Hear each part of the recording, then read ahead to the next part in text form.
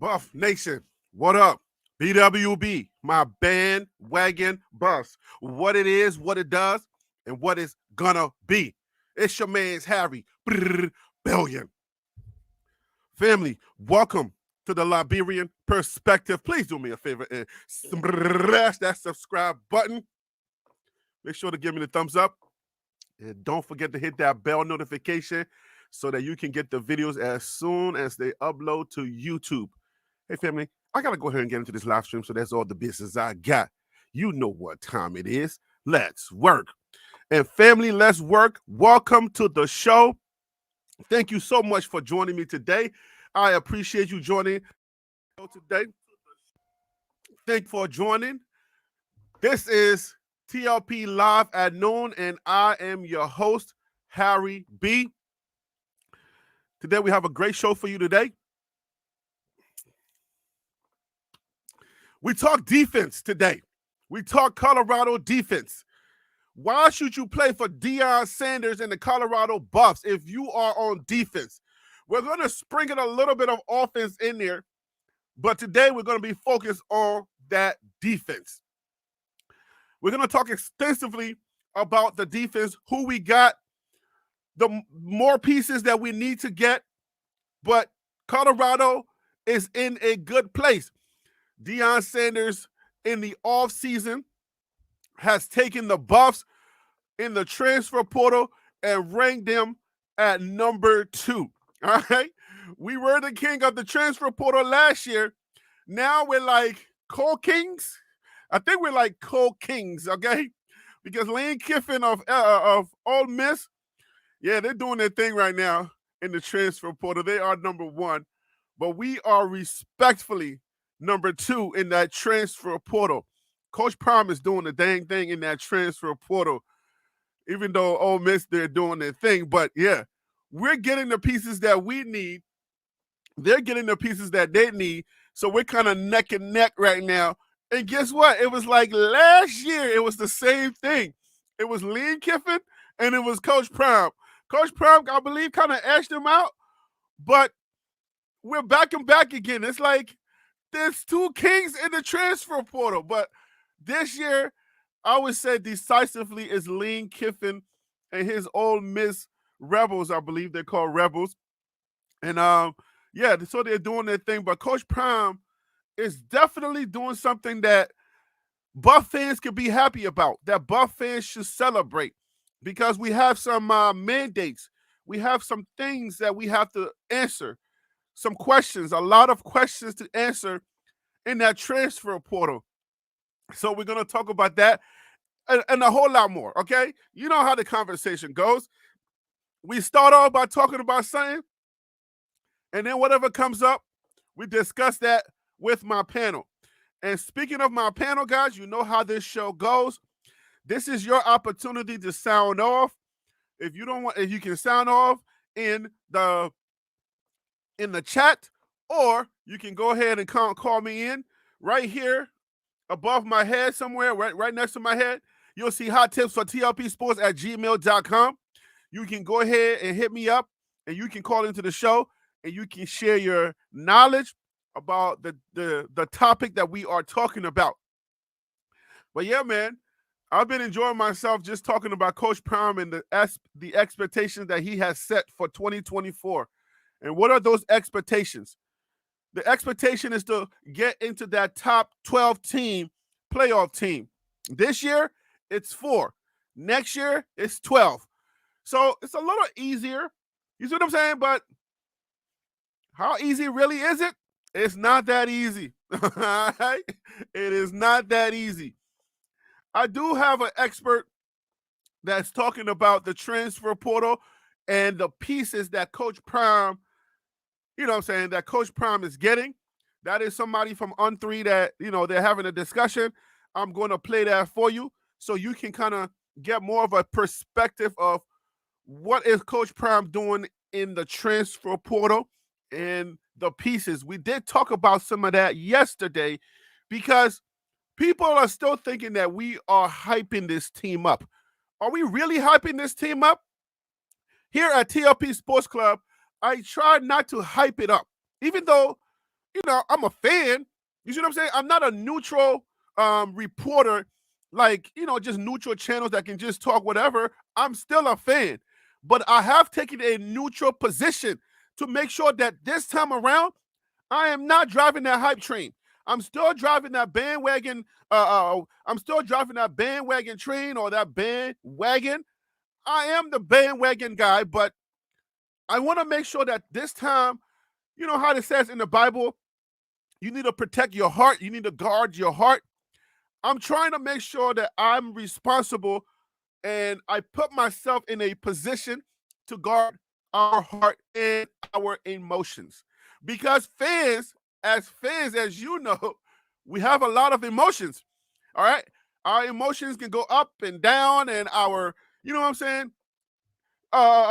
East Coast Kev, thank you so much for the the super chat. I'll get to you in a second. I'm trying to make sure that our emotions are in check this time around. I'm trying to bring us into the fold of regular college football fans. You see what I'm saying? Who enjoyed the bad, the good, the ugly, everything else in between. And so that we can also protect the ticket. And I've said that several shows ago. So if you are new to the live stream, protecting the ticket. What is the ticket? Or who's the ticket? Coach Prime is the ticket. And sometimes us as creators, we do a little bit of a disservice to the ticket. Who's Coach Prime? We make certain assertions, proclamations, hype certain players that do not need hype, okay? Or that should not be hype because they're not worth it, right? And we put out so much out there in the media that it caused people to kind of like have some type of resentment towards Coach Prime because they take what we're saying and they associate that with Coach Prime as if he's the one saying those things. So it's kind of unfair for Coach Prime. So when we make these assertions, when we say these things, they go back and they start hating on Coach Prime for no apparent reason. So this time around, on this channel, I'm saying, you know what? Let's put things into perspective. Even though this is the Liberian perspective, Liberia is on the West Coast, next to Ghana, Guinea, and other countries on that West Coast, in that little circle on the Africa map. Okay. Even though this is that perspective, the Liberian perspective, I want to put things in a real football perspective so that you, as a fan base, you can understand who are we getting, what are our needs, how are we fulfilling those needs. Is Coach Prime answering some of the most glaring, biggest questions that we have in the offseason? So that way you understand that, okay, we have a decent team or we're still lacking here. He still hasn't answered those questions. And hopefully, maybe after all of the bowl games, he will answer those questions, or maybe he wouldn't. Maybe he just doesn't have the resources. NIL, name, image, and likeness money. And he's not going to be able to do it this time around, but maybe next time around, Coach Prime will be able to answer those questions. And I want to caution you because it is impossible to answer every single question. Okay? You cannot answer all of the questions. It's called a rebuild. Coach Prime is taking a 1-11 team, or has taken a 1-11 team, turned them into a 4-8 team. All right? And he's rebuilding a team. He's trying to put a structure and a culture here at Colorado to help this team to become a national contender years from now. All right? There is a mandate to win now, but how much winning are we talking about? Is it going to be a natty right now? A lot of us, if you are rational and you understand football, you would say, no, not yet. We're not going to win the natty yet. Can it happen? Yes. But then that would be icing on the cake. It ain't going to be no natty right now. Expectations from a lot of us who understand how building works. But we know that winning is possible. Winning looks like if you win 6 games, guys, if you win 6, that's 6, right? 1, 2, 3, 4, 5, and then this finger. If you win 6 games in college football, you go to a bowl game. So a winning season, anything above 500, it's a winning season. So Coach Prime can kind of build from there and then eventually I don't know, maybe year 3, 4, start to win championships, because then the pieces will start to fall in place. Then we're not making so much noise about one player like Jordan C. And we got one 5-star plus, and we're going crazy. Now we're going to be putting into place so many Jordan Seatons like the SEC teams that we're not falling over head over heels for one 5-star player. You see what I'm saying? It'll become a norm for us. Like one 5-star would be like, okay, that's what's up. Congratulations, we got another 5-star coming. High five, we move on. So if we lose our one 5-star, we're not going crazy. The world is not ending. You see what I'm saying? That's what the build looks like. If you're patient and you understand the strategic movements and the strategic plan that is in place, you can enjoy Colorado football and Coach Prime without losing your heart, without having a cardiac arrest. You understand what I'm saying, guys? So, man, I'm hyped today. Yesterday was a good show, but today's about to be a better show. And hot tips for TLP Sports, hit me up. Let's have a good show today. So let's go. Let me go ahead and address my my super chat.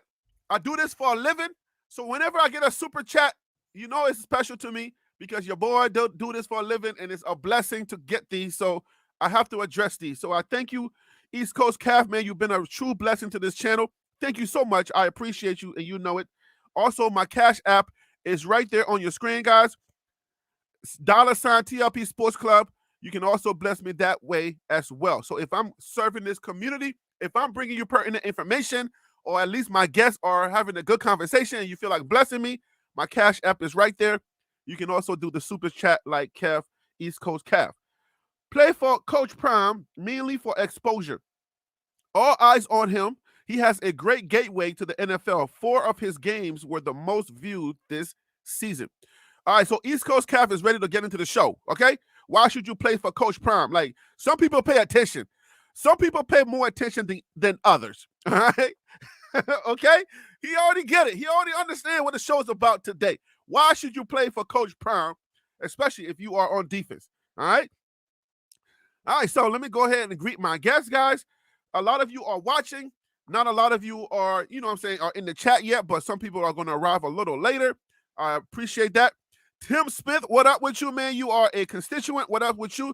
Chanel Design and Creations, how you doing today? Dallas is in the house. Dallas is always representing in the house. All right, Jersey, by the way, of Brooklyn from East Coast Calf. We appreciate you. Sharp Travels, how you doing today? Minnesota representing. It's always cold in Minnesota. Did y'all have a white Christmas in Minnesota? Let me know. All right, Eric Jenkins, what up with you? All right, I appreciate you, Eric, saying smash that like button, guys. Let's go ahead and smash the like button to get this show on the road.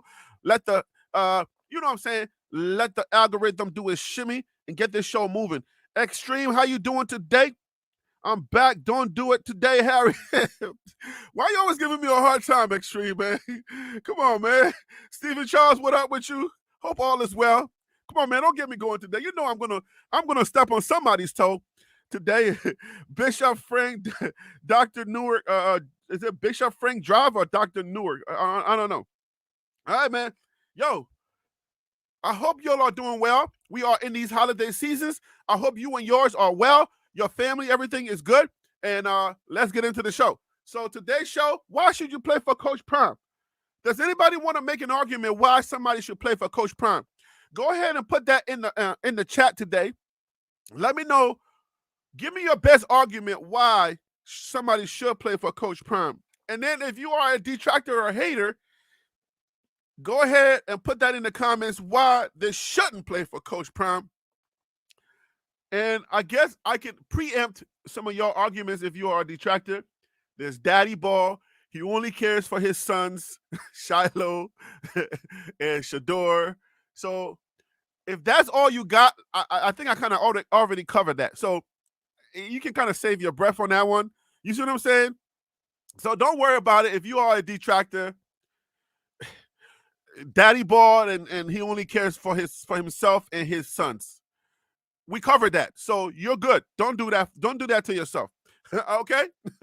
But anyway, smash that subscribe button as we get going on this show. I am going to share my screen with you. I have an interview from On3. They have an expert on there that's talking transfer portal. I obviously don't have the resources to bring on my own experts yet, as far as, industry experts. I have my experts every day. My fan base, the Colorado fan base, they are experts because they live in different sides or different parts of the country, and they understand what's going on. So you're the expert. That's why I always say, hey man, call in so that you can have your voice heard on the show. Yo, Patrick Williams, what up with you? X-Man, you back in the building. All right. Hey, KMS, what up with you? Oh yeah, please don't say go jacket. Yeah, I'm getting tired of that go jacket situation, to say the truth. Go jacket doesn't feed anybody. Okay. All right, so I think Coach Prime we haven't seen Coach Prime put anyone in NFL yet. How? What do you mean? Then we get somebody from Jackson State. What wouldn't that count? Yeah, somebody from Jackson State that he coached got into the NFL. So, yeah, that black stuff don't count. We don't count that black stuff over here. That HBCU black stuff don't count over here. So, yeah, you're right. Coach Prime has not put anybody in the NFL yet, but this will be his true season. This will be Coach Prime's true season at the FBS level because he came from the FCS level, the football championship subdivision. He came from that level where all of the black schools and everybody that can't afford anything, that's where they all live, okay? All the minions that nobody cares about, that's where they at. And if you don't know that I'm just trolling, I'm just being sarcastic, please understand that I'm just being sarcastic. Don't bring on the HBCU battalion to come and attack me. I did attend an HBCU as well as a PWI, okay? UNC Greensboro, Bowie State in Maryland, okay? Bowie State, all right? So, but anyways, Coach Prime has a true season under his belt, and we have several players that have entered that transfer, that has entered the NFL draft. We don't know how it's going to turn out. We hope that it's going to turn out pretty fairly for him, but you'll see, all right? So, that's yet to be seen. We will see how that goes. Give me 1 second, guys.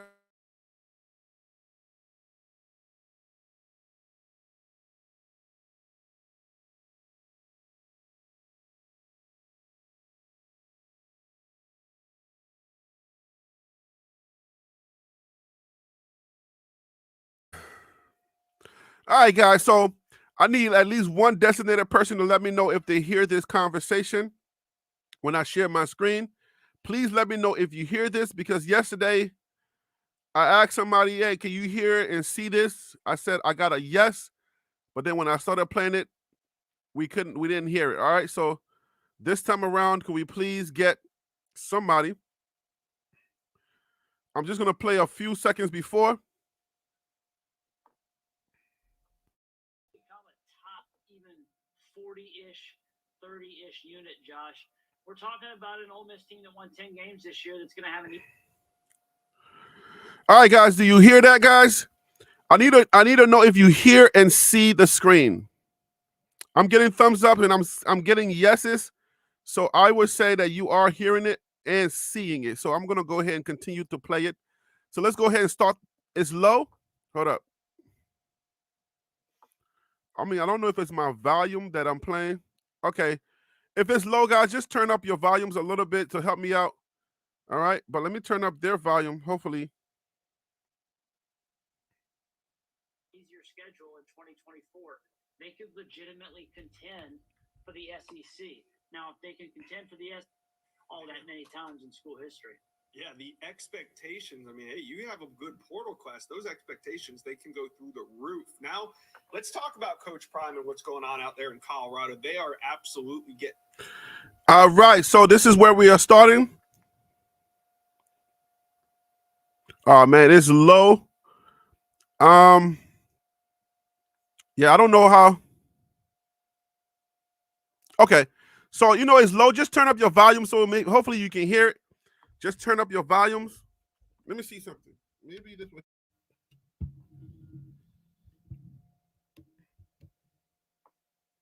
All right, so here we go. I'm going to go ahead and play it again.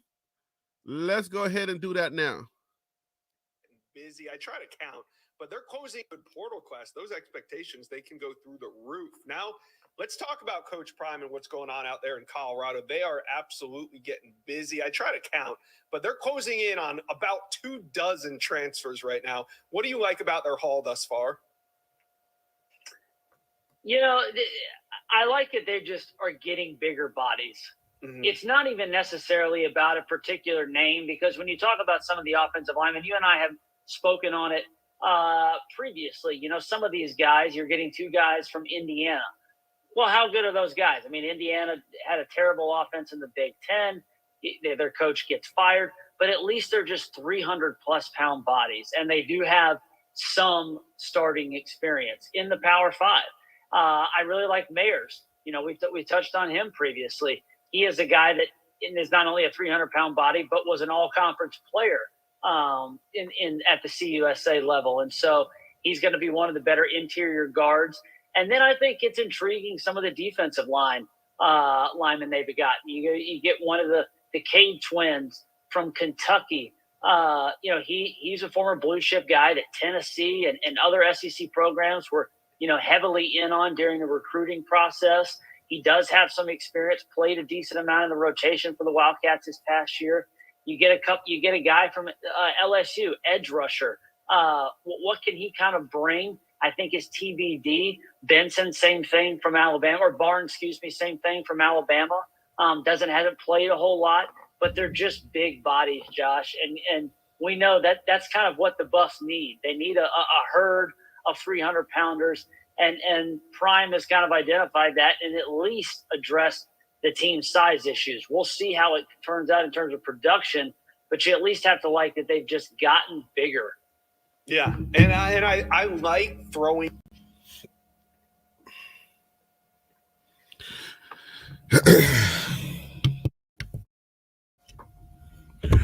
All right, so did y'all hear any fighting words there? Did anybody hear any fighting words? I know my panel is ready to come on. Did y'all hear any fighting words? Basically, what they were saying is that, you know what I'm saying? Like, it sounded like, okay, we're addressing size, okay? If you heard it, hopefully you heard enough and you can turn your volume up. But we're addressing size, and, you know, you want at least starters. So we did get some starters, and we are getting a lot of starters from other teams. So we are addressing those needs. But did anybody hear any fighting words? What is that? I'm going to bring you my panel on. Just give me a second. Let me get the link, guys. But I know a few things that they said were kind of like cautious. And that's what I want people to understand. At the end of the day, please know that we're not getting all studs. We are getting decent players.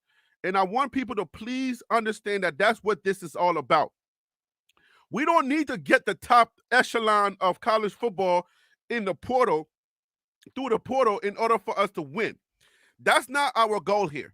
Our goal from the transfer portal, Colorado's goal, is to get decent players. We need starters. And at least they're talking about that.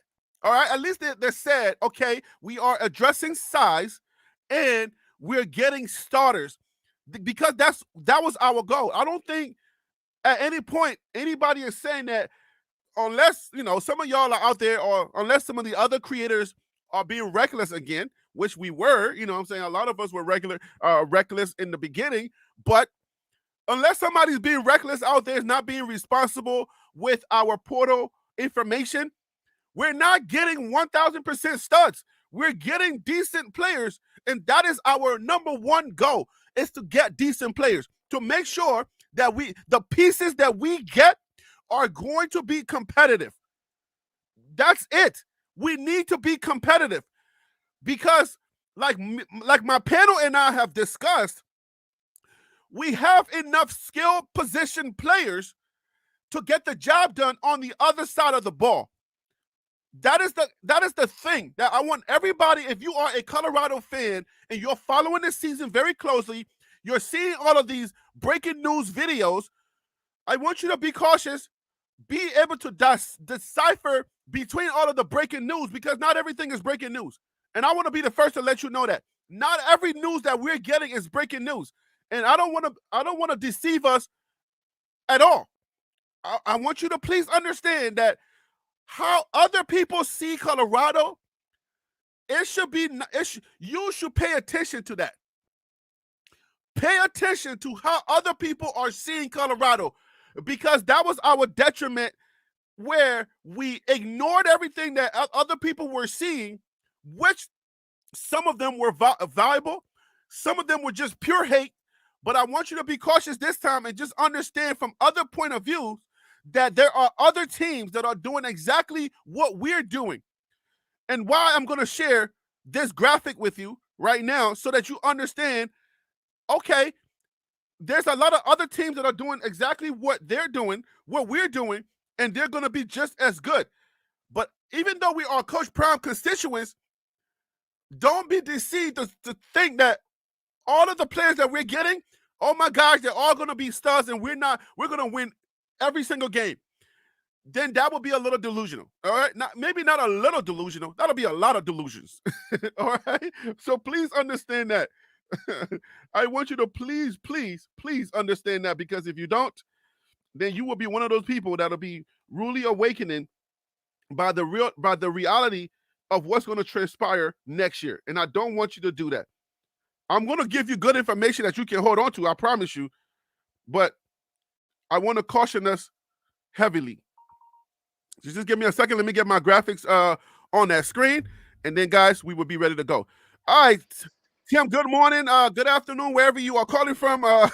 Good morning. Good Harry, afternoon. what's up? What's up? How you doing, man? Hey, I'm blessed, man. How about yourself? I am doing well. Man. Listen, you calling in early today. You heard there's something prick your ears, and you was like, nah, man, let's go. Yeah, man. I was like, yo, let's get these guys up out of here. What is happening now? Oh, man. man, listening at that video clipping that you just showed, like, Mhm. I understand the weight size, and I understand that Colorado was underweight on at the line of scrimmage.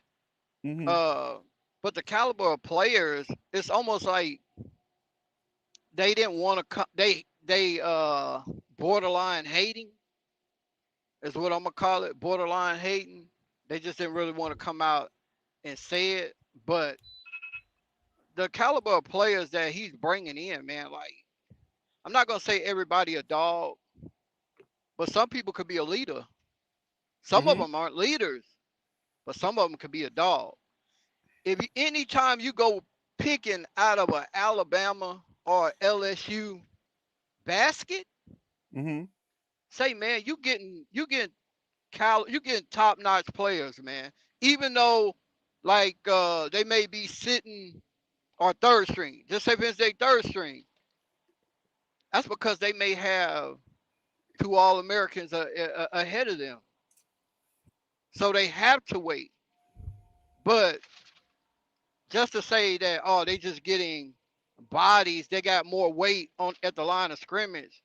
That's almost like a slap in the face, in my opinion. well, first of all, we're not getting third strings. Let's go ahead and correct that quickly. Right, exactly. We're getting 4 and 5 strings. I mean 4 and 5 stars Right. We're type of getting players. starters. Right, exactly. So I understand last year he didn't have that much time. He just gathered whatever he could to put together a solid team, the best Mhm. team that he can possibly put together. Now he has time to okay, let me pick my players cautious. Right. Let me, you know what I mean, let me fill these gaps. Let me see where we were lacking at. Let me fill those needs. And it's almost like they saying, well, he went back to the transfer portal and he just picked a batch of guys. Let me see how they're gonna pan out. Mhm. That's insulting, man. In my opinion. Wow. You taking it personal, aren't you? Yeah, I take it very personal, bro. I I am. I'm mean, really taking it very personal because okay. I know football Hmm. in different positions, and I watch film on guys, and I look at technique, bro. Like I wish Wild Dog was on here. He can really collaborate a little bit better as Mm. far as the line of scrimmage. I know the line of scrimmage, but I really know a lot of the secondary and wide receivers and all that stuff, running backs.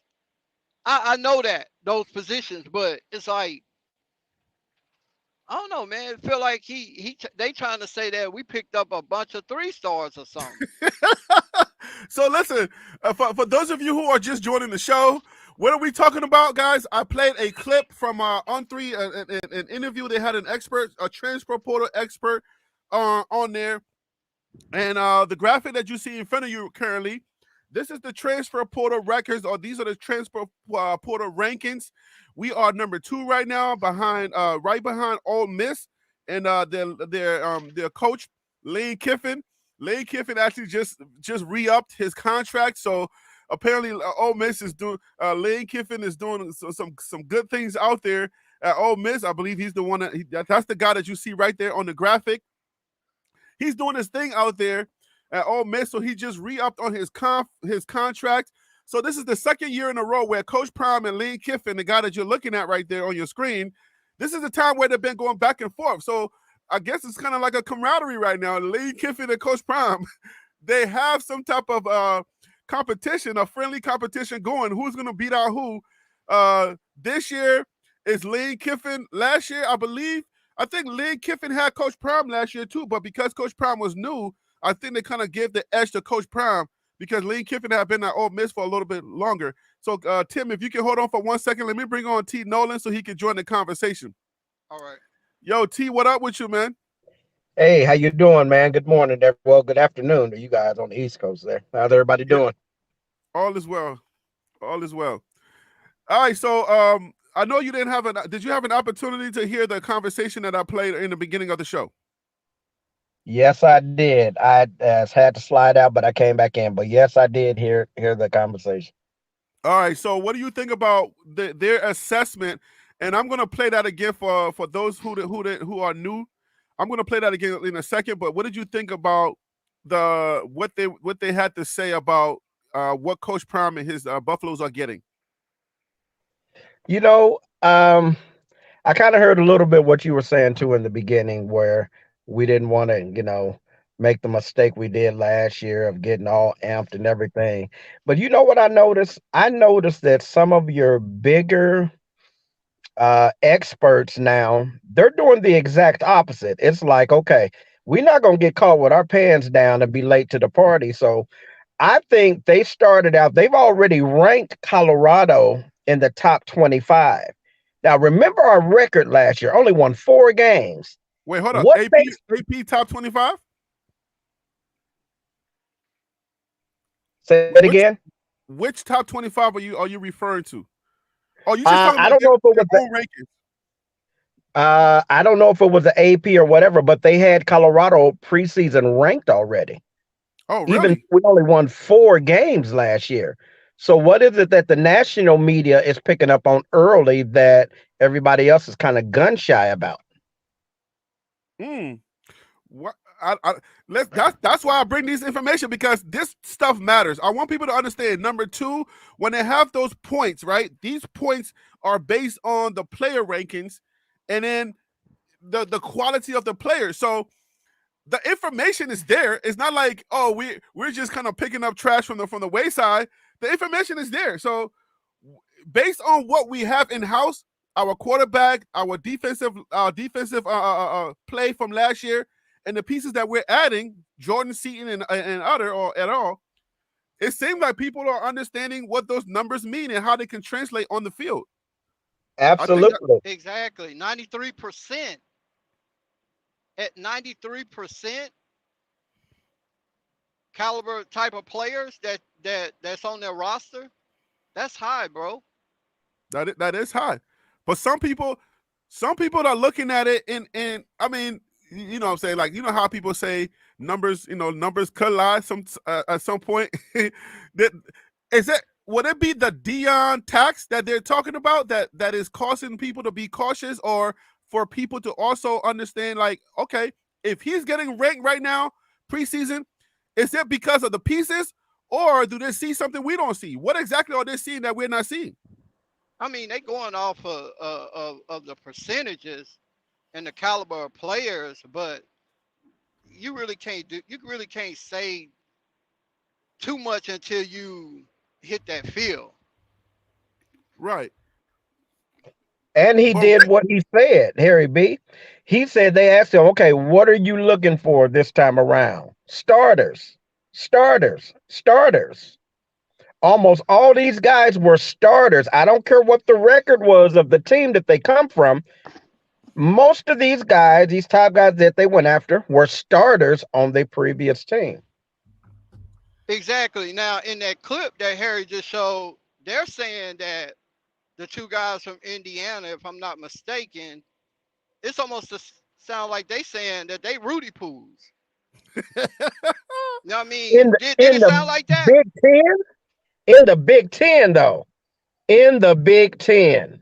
Come on, Okay, man, the name the Big teams that Ten are in the Big conference. Ten. You okay? What are some of the teams in the Big Ten, man? Oh, I can name almost all the teams You in the got Big. Ohio. Well, you got Ohio State. You got Michigan. You got Purdue. You You got got Purdue. Maryland. You got Okay, these are big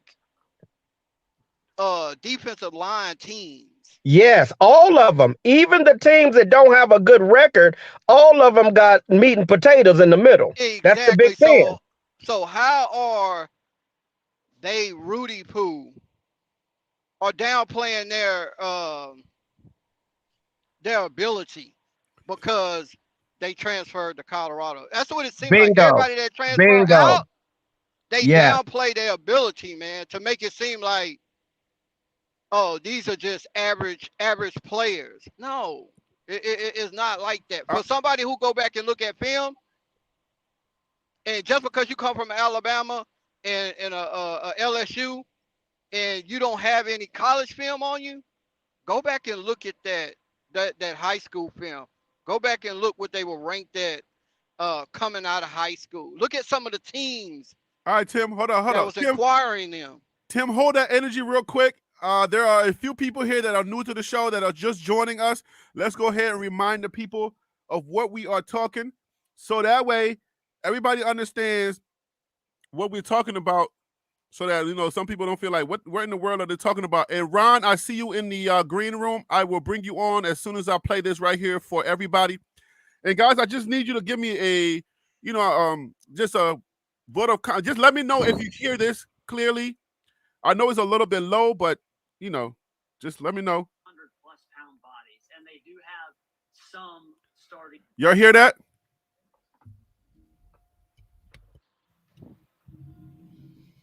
Anybody can tell me. Let me know if you heard that. It was a little low. I can hear, but it was a little low.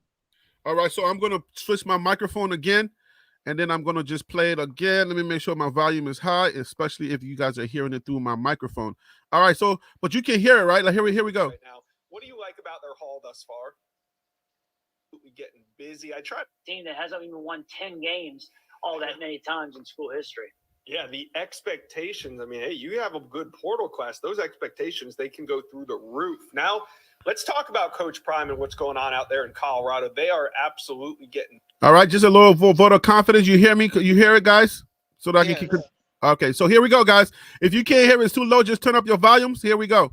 Busy. I try to count, but they're closing in on about 24 transfers right now. What do you like about their haul thus far? I like that they just are getting bigger bodies. Mm-hmm. It's not even necessarily about a particular name, because when you talk about some of the offensive linemen, you and I have spoken on it previously. Some of these guys, you're getting two guys from Indiana. Well, how good are those guys? I mean, Indiana had a terrible offense in the Big Ten. Their coach gets fired, but at least they're just 300+ pound bodies, and they do have some starting experience in the Power Five. I really like Mayers. We touched on him previously. He is a guy that and is not only a 300-pound body, but was an all-conference player at the CUSA level. And so he's going to be one of the better interior guards. And then I think it's intriguing some of the defensive linemen they've gotten. You get one of the Cade twins from Kentucky. He's a former blue chip guy that Tennessee and other SEC programs were, heavily in on during the recruiting process. He does have some experience, played a decent amount in the rotation for the Wildcats this past year.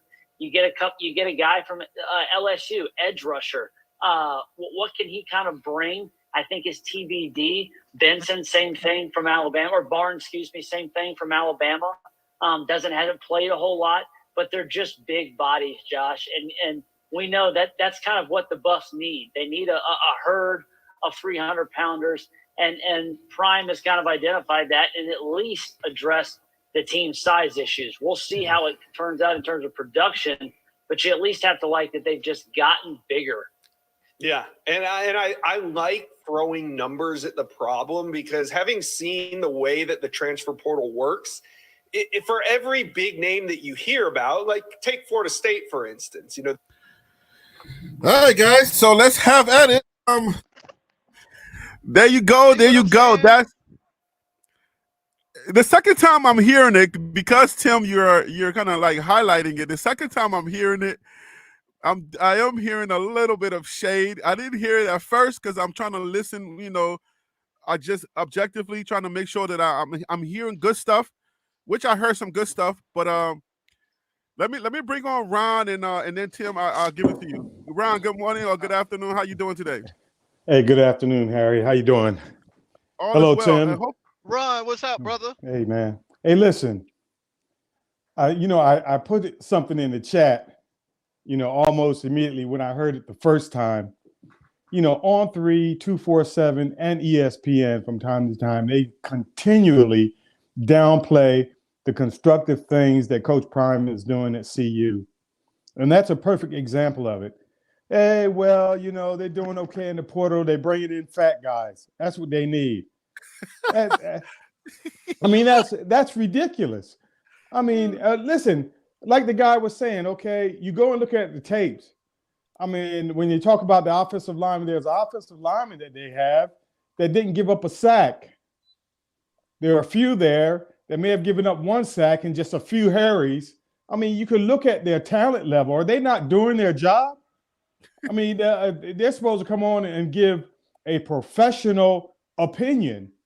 And that professionalism comes from, having a little knowledge about the players, not just saying he's getting fatter guys, and that's the only plus. And one thing, I'm going to throw this in there about the stars dropping depending on the team that you commit to. On3 and 247 are good at doing that, and I don't follow either one of them anymore because of that. It just and I'm Harry B. You know me, I'm trying to stay calm on this. I hear you. I hear you. and let the other guys have a shot. But I have so much more to say about On3. I got you. And 247 as far as their evaluation of the talent at CU. All right, go ahead, Tim, and then we'll throw to T. Nolan. I feel like that they are scared of his ability. They know that he can recruit at a high level, but we're not going to give him too much, because if we give him too much praise, then okay, he may rule the college nation. We got to keep Nick Saban and Kirby Smart and all these guys at the top. We're not going to give him too much praise. So and for him to say, oh yeah, he just got big bodies and 300-pounders, that's what they needed. No, that ain't all what we needed.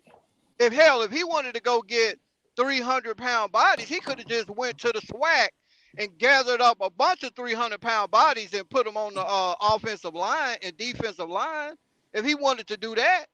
But he went out and found not only 300-pound players, but 300-pound players with, that can start, who has the capability of starting, who has good technique, and then bringing in a O-line coach from Oklahoma that played in the NFL that can enhance that ability to make them if they was recruited that came in as a 4-star, push them up to a 5-star. So all that nonsense that they talking, man, that ain't nothing but Did you hear, hateration. T. Nolan? Did you hear any truth in there? Like, let's be fair. Let's just, he the part of the conversation or the part of the interview that I did not play, which kind of speaks to what Tim is talking about, is the fact that they're talking about Lane Kiffin, and Lane Kiffin, you know what I'm saying, dominating the transfer portal once again. But then when it comes to Coach Prime, it's like, okay, we got fat bodies and that's good. And I'm like, okay, that's kind of weird. But T. Nolan, did this speak any truth that we can glean from? Like, without thinking about, it's not all hate, obviously. So were they speaking any truth that we can glean from? Anything we can take from it? If you can find anything. Absolutely. Okay. The truth, I saw more truth than I heard. And the truth that I saw was, I think their names were spelled correctly on the screen. Other than that, they talking noise, man. I mean, come on. Live in Oklahoma, man. Come on, man. Feel okay from here. Come on, man. And here's the thing. This is what's crazy. Now, any one of those players can flip or leave Colorado, decommit, and everybody that flips, leaves, or decommit would automatically be 5-star players, the best thing since sliced bread, greatest at their position. But because they're playing for Colorado, listen, you have to understand something. They're trying to stop a train that's going downhill with no brakes. It's too late. And the reason it's too late is because the presidents of these universities have seen the Deion effect. They've seen the prime effect. And the prime effect is green. Is not talent, is not dogs, is green. Green is the color and sign of B, $1 billion, billionaires. And every president, they'd rather bring that money in like that than bring a championship in, because we can buy talent. If we get that money rolling in, listen, and what they do with them 80s, the president said now, phone call to the AD. Hey, you see what's going on in Colorado? What the 80s do, phone call now to the head coach. Hey, listen, I appreciate what you did over the past 5 years, but you see what's going on in Colorado? This man been there 1 year, and the university tripled in income. They ain't won nothing but 4 games, but listen, you got to do something. Why? Because the AD on my back. You got to do something. Why? Because the president on my back.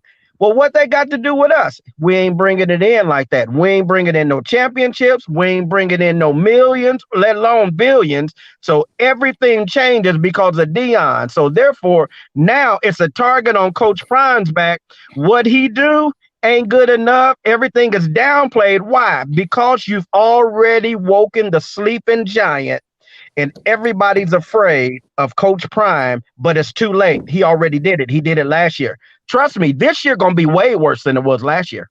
Exactly. Media frenzy, all of that is going to be way worse. So I obviously can't give you the neutral conversation. he didn't get comfortable in that cockpit. But look, if you think about it, also if you go back and look at the tweet that Coach Prime just put out, Syracuse head coach trying to get a bite off of that apple too. He see it too. Yo, it seemed like that was Tim. It seemed like that was breaking news yesterday, because when we did that tweet, after we did that tweet, like almost the whole news cycle ran with that tweet, and I saw newsletters writing newsletters about that tweet. Man, that seemed like that tweet when Coach Prime says, Santa, I'm good. I believe I want more of this. I want more of that. Defensive tackle. I want another cornerback. Man, that's like the whole news cycle took that and ran with it. But you know what, Harry B? Coach Brown did one of the greatest things in the world. I would have did the same thing. Hey, don't forget about Lil Cuz. Send Lil Cuz something too. Absolutely. You ride that shine too till it don't shine no more. Mm-hmm. All right, so Well, so let's talk. hey Let's Harry, let me say this real quick. yes, sir. Before you go to your next point, I'm gonna try to help you out on this. Hey, let's calm down a little bit. Uh-huh. Let's not get caught with our pants down. You want Let's you not want to take the let's not neutral position for me? yeah, try to take a neutral. Don't be like Ron Tate yelling at his screen, TV screen, and yelling at his kids, and putting his house in uproar because CU is losing. Don't be like that. Yeah. Be a little cautious this year. Be a little neutral, and see what the pundits are saying. So are you saying you almost broke your TV this year? I didn't, but they were like, yeah, what are you yelling at, Dad? I mean, it got a little emotional for me, and I'm not that kind of guy. Okay. That's the prime effect on me. Yeah. Because I've seen the guys since kids almost made you lose a TV. Yeah. So I just want to say I'm trying to stay neutral, and man, these guys keep bringing up great points. Coach Prime is really not great a recruiter. He's riding his own coattail. Guys hear his name and they want to go play for Coach Prime, which is not a big deal because that's not going to score any touchdown. That's not going to tackle any offensive player, and that's not going to help them defend anyone. The guys are just riding that coattail of Coach Prime's name. And one thing that On3 says, well, it's to be determined on what they do on the field this year. And they're correct. We have to wait on that. Okay? That's my neutral point. But now it's like that's everybody, right? Yeah, that's every team. That's every okay. team. Okay, Harry B. Now, Uh-huh. Now, when you pick your top 25, what do you go on? You go on your projected talent level that you have on the team. That's what I was saying earlier. I agree with you 100%. You go on the projected talent level, and how do you evaluate that talent? You watch film. What did they do previously? What did they do in high school if they're a freshman? What did they do in the previous year? He's talking like he's got two players that have some FBS experience. He's got guys that were all conference. He's got guys that were showed themselves very well this past season. He's got guys with a lot of experience. Mm-hmm. And then he's bringing in coaches to enhance their abilities. Oh, say that. All this is second and third to the number one thing about Coach Prime. And I don't know if it was Tim or the other gentleman that said it. Green, that money. Oh my gosh. That I don't know what it's called, 5424 or something, that the NIL money that CU has. Man, that stuff is really going up. And now they're starting to push the businesses in Colorado, saying, hey, you guys made all that money, help us out a little bit over here. And it's not only the football team, they're helping out the basketball team with recruits. Oh no, they're helping a lot more than that. They're helping the lacrosse team. They're helping a lot of teams. But let me remind my the audience, guys, if you want to call in, guys, if you look on your screen at the top, I don't know if it's your screen right, you'll see hot tips for TLPsports@gmail.com. You can call in, you can have your voice heard, you can come in here and you can be a part of this panel. And if you have a rebuttal or whatever you want to add to the conversations, that is hot tips for TLPsports@gmail.com. You email me and then I send you a link so that you can come on and have your voice heard. And if you guys can hold that thought, let me bring on the Tennis Channel. He is our new guest. The Tennis Channel, do you want us to call you that, or what do you want us to call you? Good morning. You can call me the Tennis Channel. I'll give my name out later, okay? All right, the Tennis Channel, welcome to the show. Thank you for calling in. Man, you hard to find, brother. It took me a while to get you. I had to go through my email and this and that, but I found you. Okay. Okay. Hey, look, guys, I like what I'm hearing, man. You guys are on point. I would just like right now, I've been listening for the last couple of sessions, and so I just right now just like to, just listen at what you guys are saying and chime in when I hear something. But I like the fact of that I was telling somebody this the other day. Everybody know what focus groups are, right?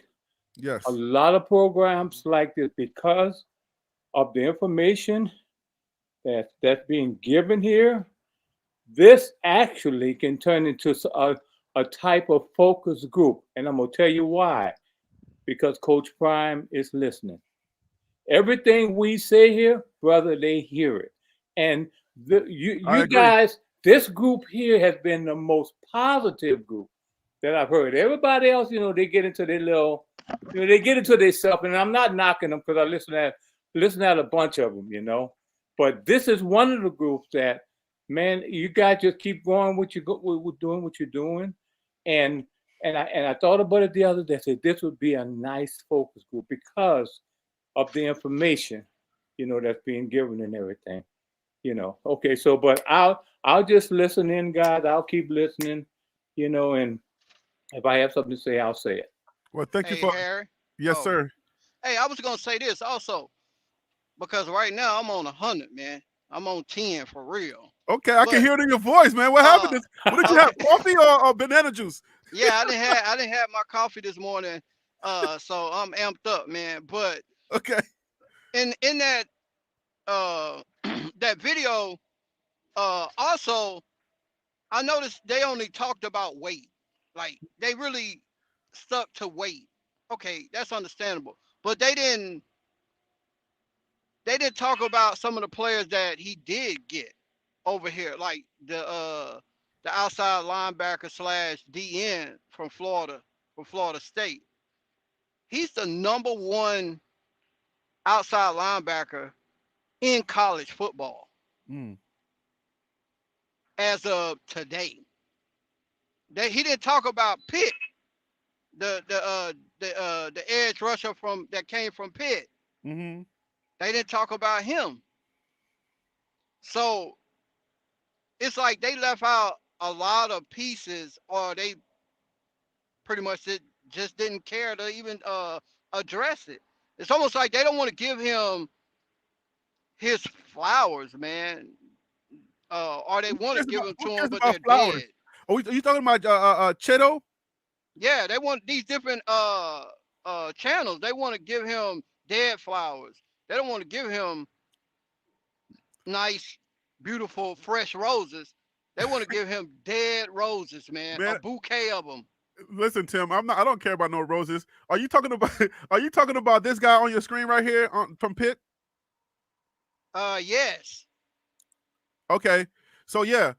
Well, what I guess let me just lay it out for the audience. What Tim is talking about and what the rest of the guys are talking about is the fact that Coach Prime is getting decent players. And if you listening to the show yesterday, we kind of went down the line and we talked about the players, and we try to make sure that we're not just giving you hype, we're giving you legit information because somebody watched these guys play. So sometimes we'll get somebody from the Big Ten, we'll get somebody who's familiar with the Big 12, and they'll come on and they'll say, "Yeah, I've watched this guy play." Like Tim, you're from the which area are you from? I'm from Dallas, but I'm from Louisiana, but I've been in Dallas pretty much all my life. And but you say you're familiar with the Big 12, aren't you? Yeah, I'm very familiar with the Big 12. Texas, Oklahoma State, OU, yeah, I'm familiar with all of them. Right. So we bring people on that understands the different conferences, because obviously I don't know everything about all of the different places. I'm only 1 year in. I only know Colorado very well, in and out now. So bringing these people on is to give people an understanding, to know we're not trying to hype anyone here. Wild Dog, how you doing, man? Purple Orca, how you doing? William Barry, how you guys doing? Patrick Williams, what's up? We're trying to make sense out of the pieces that we're getting. That's what we're doing here. We try to make sense, so it's not like, okay, you get a player, we say breaking news, Coach Prime sneeze, breaking news. We're not trying to do that. You can pretty much consider it like a radio channel now. We're kind of like, we come on here and a radio station. We come on here and we talk Coach Prime and the Buffs, and all of the players that we're getting. If there's any news that happens during the time while we're on here, people are talking about that in the chat, and then we bring it up. Kim B, how you doing? So Shiloh the God, what's up with you? So I just want people to understand when we talk about these players, this ain't no fluke. You know, I mean, Ron Tate can be breaking his TV. T. Nolan, we're all Buff fans, but we're not delusional Buff fans. We're not the type of fans that's going to sit here and feed you some type of garbage. No, what is the realness? What does these players mean? What does this, like, okay, look on your screen real quick, everyone. When you look at these numbers, T. Nolan, what does this mean to you? Can you elaborate on this? What does this mean, or what should it mean to the fan base? To any I know fan what base? it means. I know you know what it means. T. Nolan, you've been kind of quiet. Are you still there? I'm still here, man. I'm still here. Without bias, right? Without bias, I'm gonna give everybody a chance to do this. Tell the people what this graphic mean. Like, for any team. If it doesn't mean anything, nobody would do it, right? But what does this mean, and what should fans take from this graphic? Honestly, what should they take from it? Absolutely nothing. You shouldn't read too much into it, because the games are won on the grass. I'm saying I have to approach it this way. The games is won in between the grass. Now, again, I think was it Tim or one of the, I think it may have been Tim. You have to understand the caliber of players that Coach Prime just got. Look at the percentage. Those are 92, 93. All of these are top. Now, I was actually surprised when I saw this come out, because this had to change since early yesterday or the day before, because Colorado was number 1 and Mississippi was number 2. So when I saw this graphic, I'm like, okay, I guess something changed. Because yesterday, if I'm not mistaken, Colorado was number 1 in the transfer portal, and it was not Mississippi. No, Mississippi has they've been consistent. Can I throw my 2 cents in real quick? You can, but the question on the floor is, let's explain why this is important. Why this is important to analysts. Yeah, it's and I'm addressing what you just put up. Yes. This right here, to me, this says I'm gonna get my defense off the field on 3rd down. This means to me that, okay, I got guys that can stop the run, so I'm going to force teams to pass on my secondary, which is outstanding. This mean to me, I'm able to run that Rick Ross package that I threw in this past season. That I can stop a good running team in the red zone. That's what this means to me. So, on a general level, let me add this to that. You guys are making the Colorado, relating to Colorado.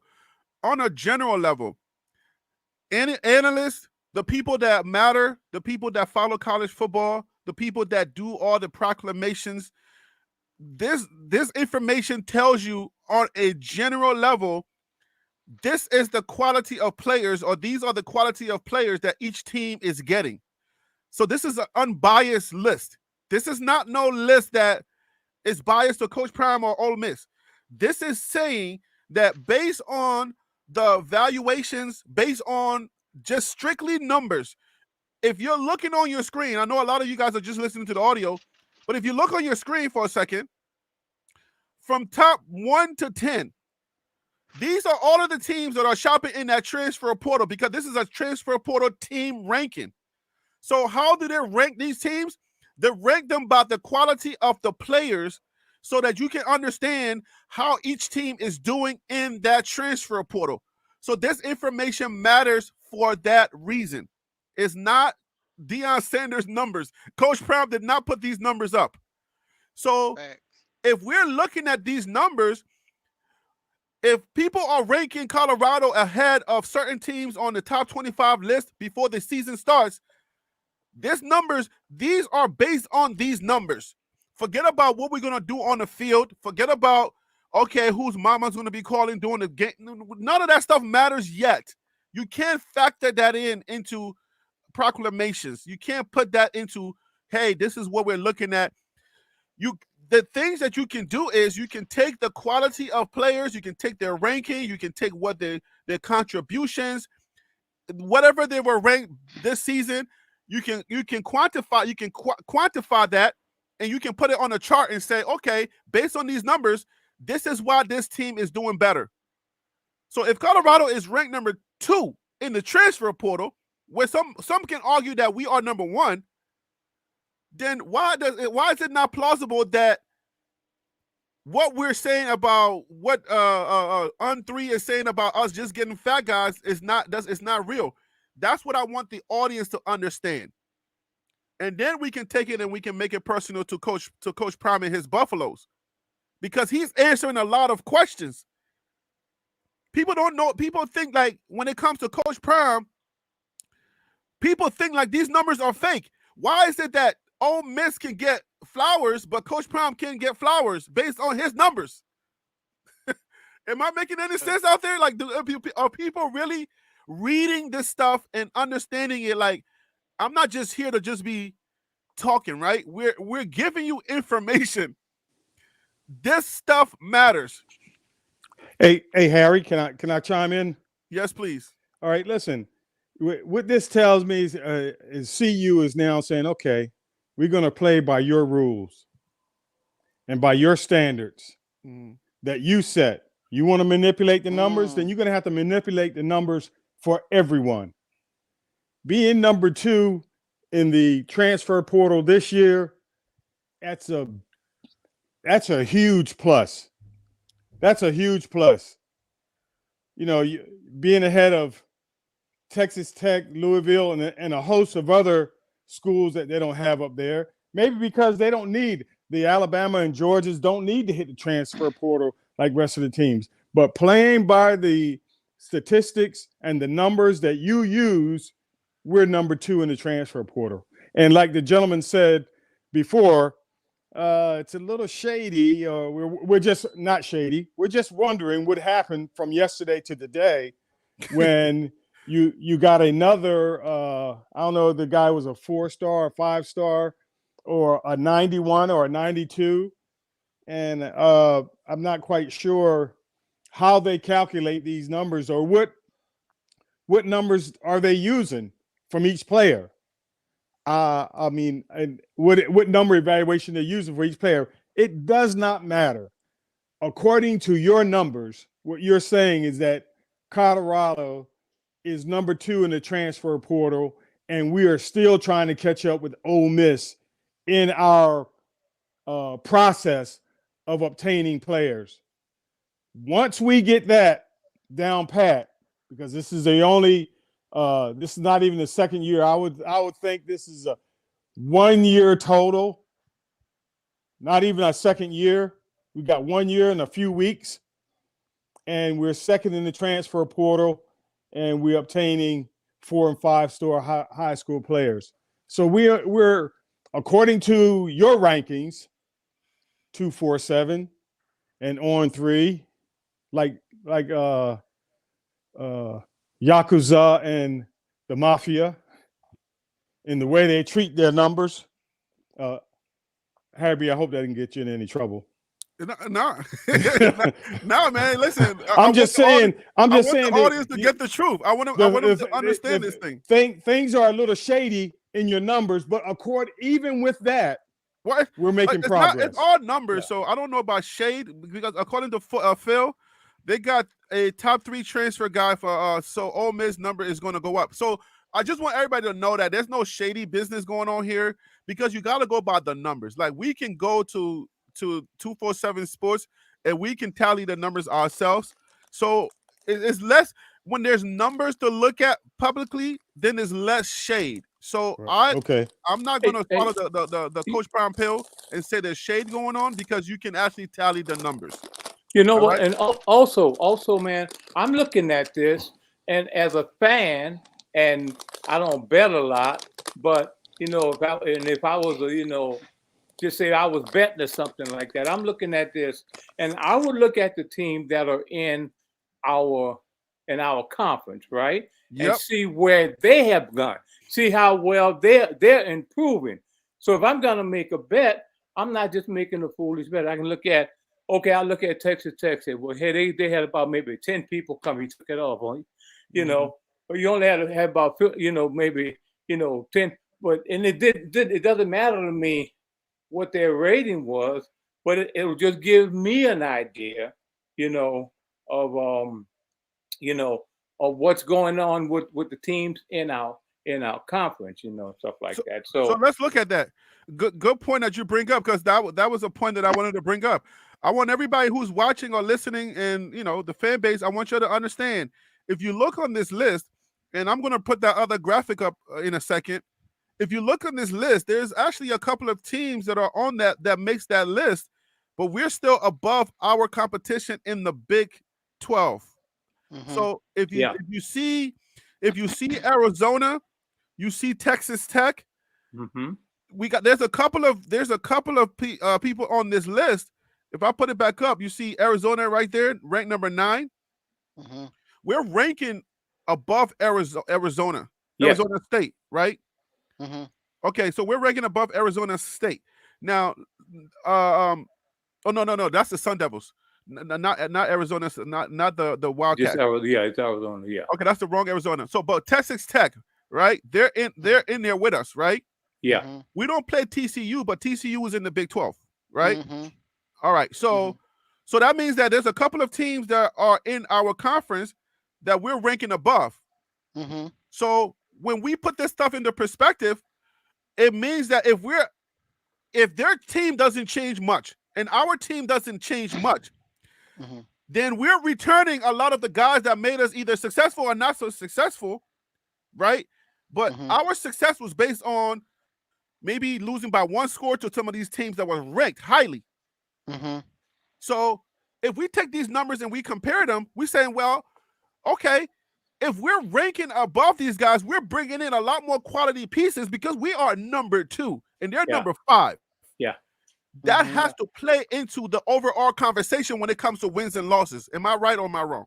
You're right. But you got You're to see who's going. Some of those teams in the Big 12, what key pieces are they losing? What key pieces are we gaining?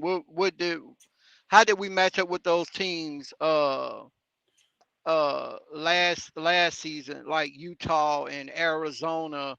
Because I heard somebody yesterday in yesterday's show talk about, well, Nebraska, they just picked up a 5-star quarterback, and I think we're going to beat them again this season. Well, I had a little pushback, but I wasn't able to join the show yesterday. But we got beat by a freshman quarterback this past season in Arizona.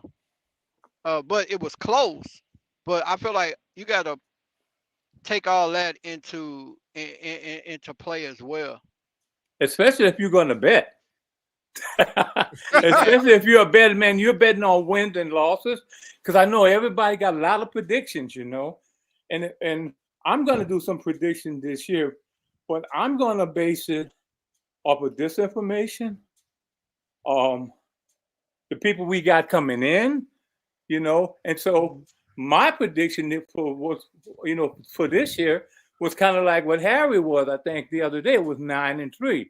I think, and then you got to remember we're dealing with humanoids, man. Them humans can get out there and screw it up for you every time. So you really don't know.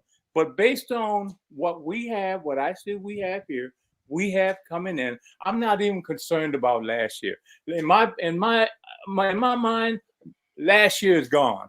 Forget about it. What I'm more focused on is where we're going now, where I see us headed at now, and and last year I didn't even predict anything, man, because it was so like up in the air. So my prediction, I would say, safe, a real safe one, and I'm not gonna be, how some folks out there are, very delusional. Oh, they're gonna go 12-0, 12-0. No, do some research, man. What are some of your 3 teams? What are your 3 teams you think that we're gonna run up against that's gonna give us problems? Since you said 9-3. And see, this is where the human part comes in at. The humanoid comes in at. If our guys go out and play, this is the if. If our guys go out and play like they should play, like we know they could play, they can almost run the table. Okay. And so my other thing on that is I looked at North Dakota State. We can get them. Nebraska's going to be a tough one, but I think we can pull that out because that's more of a rival game.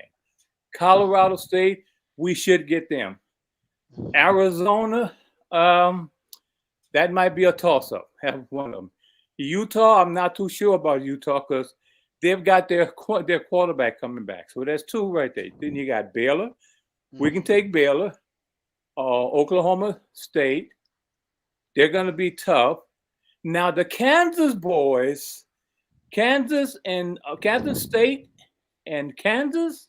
The Kansas, they scare me because them jokers can sneak up on you. One of those guys, yeah. Kansas put on the show last night in the bowl game against UNLV. But the thing about Kansas is they also losing their quarterback too. He won't be there next year. So they got a new quarterback coming in, or say I'm gonna have to research all that up. So in the last one, the other one I had on there, it was the Kansas boys. We should beat Texas Tech. The last game, UCF, we should beat them, and we should beat them. And I think with me that's a knowledgeable prediction on what we have. I'm not gonna say, oh well, yeah, like some people say, oh well, the coach is this. I'm like Harry. The coach is gonna do their job. And if the players do their job, everybody do, all things being equal, everybody do what they should do, dude, it's gonna be a great year. That's my expectation. I got some pushback on some of that. Push back on me, brother. Push back. Now, just a simple question, because I'm hearing everybody's logic and everything else. I guess I'm the only one that ain't scared. I ain't been scared all week. I still ain't scared. Okay, here's my pushback. That's good. If let's say this, Arizona beat us a walk-off field goal with no time left. That's it. With the team we had this year, that was Arizona's win. Utah, I don't care their quarterback didn't play, neither did ours. Zay Weaver didn't play, so we had some key ones out too. They beat us less than 7 points. Okay, now my question is, with the pieces, with the line that we have now, how many of the games did we lose this past year do you think we would have won? With the line that we have right now, that we just got, how many of those losses would have been won? I can tell you we would right be in the bowl game. Yeah, we would have won a lot of them. Yeah, I think with me, the only loss, and possibly the only possible loss, I wish we had another chance at them this year, would have been Oregon. Yeah. Possibly. I think that's a consensus. I think that across the board, and that's the one team everybody wants back is Oregon. So how then, Harry B and the rest of y'all, how was it this year? We're that much better on the line, and there's trepidation. I don't understand that. We're better, extremely better. Look at the coaching from the coaching staff. We just bringing in another Hall of Famer. We just bringing in Phil Lohold, who, goodness, you know, Oklahoma line been that way since Gerald McCoy and them all the way back. So how can we get that much better and say, we may win 2 more games or 3 more, or a couple more games? I don't understand that thinking. So I got them at 10-2, but let me put this out there. When you can answer this too, Phil, Tim. When does the stats matter? When does a good coach matter? When do we say, are we waiting for playing time? Because aren't evaluations based on what they bring to the table? Whether it's a player or a coach, when does that matter? And does the Deion tax take that away? That's the question. It matters in game 11 of 12 and game 12 of 12 last year when what's the name? When we switched play callers. That's when it matters. It showed up in the stats. Are you talking about the players and coaches? I'm talking about coaching staff right now. You said when does it matter? Coaching staff. I'm It thinking it made everything. a difference in the stats when we switched signal callers. Well, I'm talking Yeah. about everything. Yeah. When does statistics matter? Because obviously, when you're preseason and you're having a conversation like we're having, the only thing you can go off of, because we're not actually, evaluating on-field play. When does the statistics matter as far as player ranking, player ability, coach ranking, coaching ability? Is it, or do we always extract things, or we grade it a little less when it comes to Coach Prime? Because isn't that the essence of what we do preseason? Every Yes, sports yes show, and no. every Yes and sports no. show. One second. Every sports show that does a show like we're doing, that have talking heads come on just like we have, that talk preseason football. The only thing you can go off of is recruiting, statistics, and whatever you have in your brain based on what you saw on the field the previous year or from high school. Harry B, I got one thing on that may answer both sides of it. Go ahead. How much money did Vegas lose the first 3 games of Colorado last year? A lot of money. There you go. That's your answer. So if all you had was preseason statistics and all of that, why did Vegas almost lose? Well, they did. The first 3 games of Colorado. Well, I think all they had was statistics. All they had was last year's record. They had nothing to go on but preseason statistics and stats and player rankings from wherever these players came from. That's why they didn't pick them to win none of them 3 games. So then let's throw this in the mix. You start off with, everybody got to start off with statistics, and everybody got to start off with the numbers. Now, you got your overachievers, you got your people, you got your surprises, right?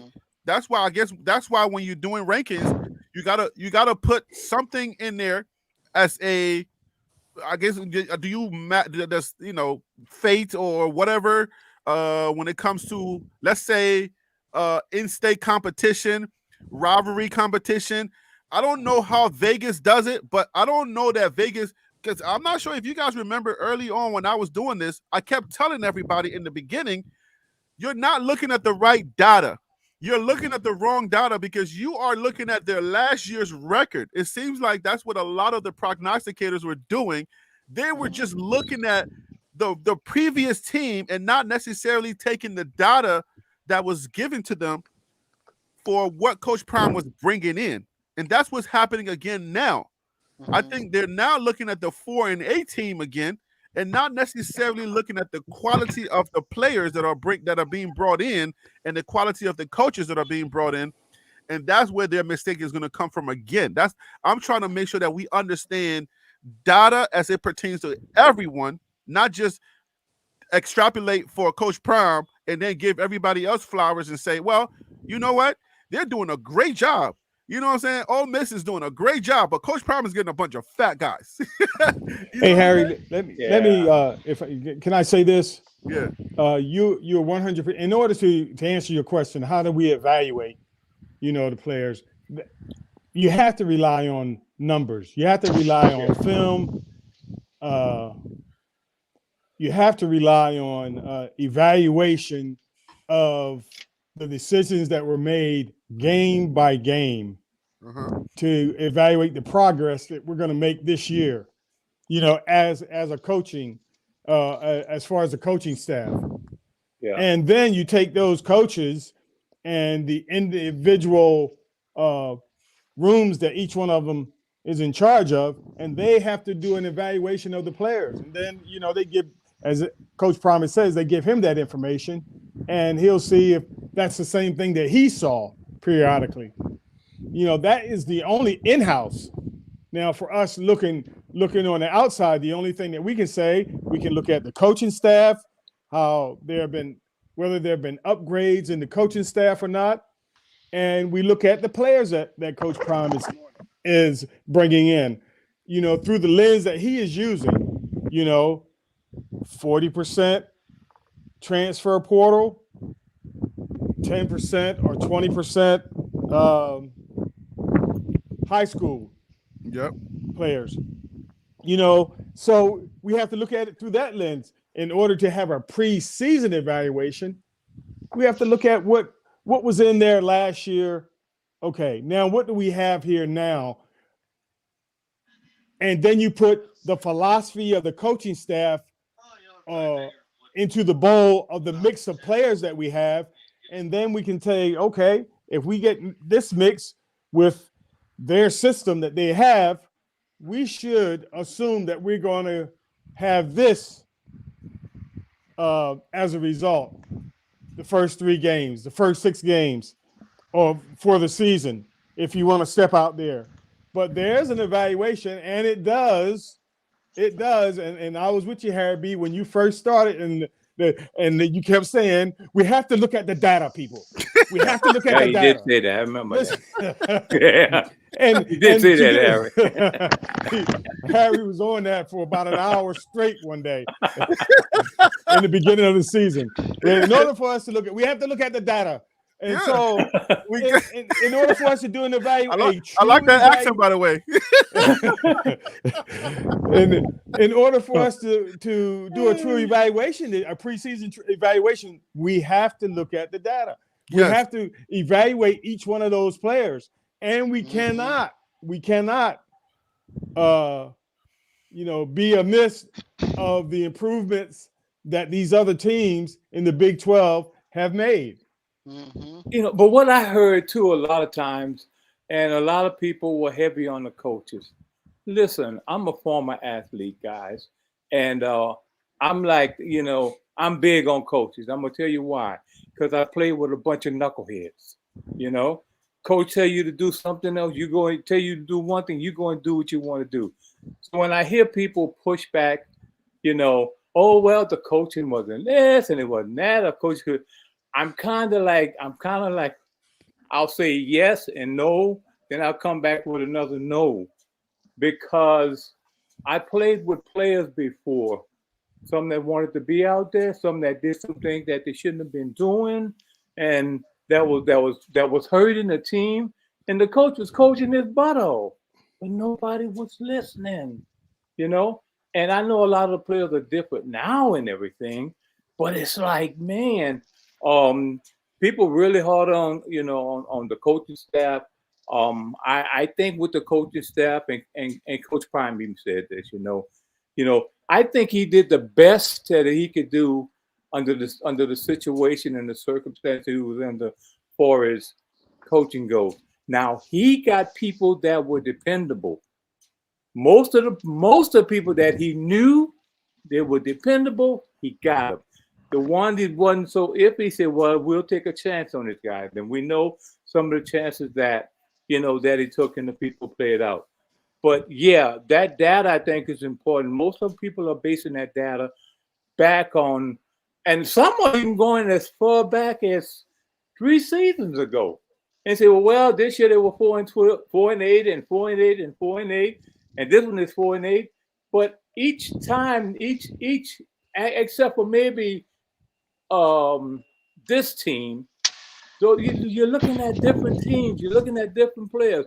A lot of times you're looking at the same philosophy, so you're gonna get the same. You're gonna get the same results and everything. So let me put this out there. I mean, like you guys said, I was preaching data from my early days. I was straight up preaching data, and I kept telling people, "Hey, man, you're not looking at the same TCU team because TCU is losing Max Duggan." And you gotta count for the fact that Max Duggan took the team from Chandler. His name was Chandler, the starting quarterback when he got hurt, and Max Duggan was like a unicorn. I'm not sure if he found an NFL team yet, but he left for the NFL, and then they lost wide receivers and running backs. And I'm like, let's look at the quality of replacements that they have. And the quality of replacement was that they were going to be bringing back Chandler. And I'm like, well, if Chandler could not beat the 1-11 team, decisively, what makes you think that Chandler is going to beat a Deion Sanders team that's coming in here and they're hungry? So I think people are starting to make that same mistake all over again. And I don't know why they can't get it, because now we got data in front of us. You see what I'm saying? We got data again. When you're looking at the data, the way to extrapolate this data is to understand what are the pieces that we're bringing in. And that my team, like you guys are doing a great job, was giving us information about what you know about the players from their last play. So I'm leaning on the data more so than anything else, but these are just preseason. Remember, we do preseason predictions. We extrapolate information from what they gave us, and then we say, okay, based on this information, they're going to perform this way. That's what everybody does, right? Yeah. But for some odd reason, it seems like we are back into this preseason, like on 3. For a lot of you who are new to the chat or who are new to the live, on 3, they were doing some type of evaluation of what Coach Prime is bringing, and they're pretty much saying that Coach Prime was just picking up some big fat bodies, and that's what matters as far as at least they're getting size. But the data says otherwise. The data, if you look into the data, it says otherwise. When you bring in starters, all right, let's just look at the guy that we just said yesterday on Christmas Day, right? What did Coach Prime go out and do and get on Christmas Day? Coach Prime went out and got a guy. That guy was what? That's Lundy, right? DJ Lundy, that's his name? Yes. Yeah. Yes. Yeah. Yes. Like, all conference. I think right. it was all Nice. conference linebacker. Yeah. Right. We're looking at DJ Lundy, who is, I mean, a stone cold killer, if you ask me, right? Yeah. So this ain't no fluke. You know what I'm saying? Like when a dude gives you, man, somebody pull up. Let me pull up DJ Lundy. Give me 1 second, because I think we need to put this in perspective so people like, oh, y'all are Colorado fans and you guys are just delusional fans. Y'all don't understand anything. And I'm like, okay, so if that's the case, then let's make it make sense. Because when you're looking at somebody like a DJ Lundy, and he's coming from a team where he was a Florida State team, that their defense was actually one of the best reasons for them going 13-0, and the committee says, we're not letting you in. We know your defense is good, but your defense, your starting quarterback is no longer there. If you get a guy from that defense that was one of the most productive guys from that defense, and you insert him into, let's say, a Georgia or Alabama, how do we talk about that guy? Like, With greatness. Y'all talk about that for a second. Why I pull up this guy's number? Go ahead. Y'all talk about with greatness, but I will also say this too, Harry. Like when you doing preseason predictions, you know, you got to look at a team from a whole. What's their percentage as a team? Then you got to look at position. Their positions. And then evaluate the players to come up with a percentage or where they would be ranked in the AP poll, because they come out with those AP rankings before the season even starts, based off of strictly data, what they picked up in the transfer portal, who left, what they look like. We already know Alabama and Georgia and them are going to be in the top 10 just because of the type of caliber players they have on their team. So Tim, speak on this number right quick, because you know these numbers. A lot of you guys know this number. Let's speak on this number. Lundy has a 91.3. You guys see my screen? 91.3. Yeah. Evaluation. 91.3 run defense grade on PFF. All right, which is the best in the country of any linebacker. Can't beat that. Like, yeah. Are we? If we're talking, you're just getting a bunch of guys that are able to play. If these numbers don't matter, right? If this data, right? I mean, he has to do that on Colorado. Okay, so for those naysayers or for those who are cautious, who are on this cautious train, and the responsible people who look at data, I'm on that side too. But I gotta say, okay, when you and I are thinking about these numbers, we're saying, fine, he did that number on Florida for 4 years. Can he do that at Colorado with all the cameras around and everybody talking about the pressure? Is that number transferable? Absolutely. I mean, this is his right? this is his last go around. He's trying to go to the pros. He finna lay it all on the line. This is his last. DJ Lundy. There's no doubt in anyone's mind that DJ Lundy was not going to the pros. Yeah. He came to Colorado. He wants to go in the first round. Look at it. Look at there. Look at there. There's a method to the madness. He show out at Colorado with all the attention and all the hype that he is going to be playing on and receiving. He does a great job this year. Not outstanding. If he does a great job and does, he gets 2 sacks, 3 sacks, and 20, 25 solo tackles, couple good hits, he's going to be a first rounder. Yeah. He's going to be a first rounder. I got a question. Yes, you got a question? Go ahead. Okay. So how statistically, how many points is he from just perfect? I say that because out of 100? Is that rhetorical? Out of 100 or 200? I say that because let's say that he didn't come to Colorado, but he transferred to Ole Miss. Oh my gosh. That would be, it'll set Ole Miss over the stratosphere. How come it didn't do the same thing to Colorado? Because it's Colorado's Deion Sanders. Come on. Exactly. Yeah. Exactly. And he's a Florida boy. He's a Florida boy. Yeah. Yeah. So it's just like this.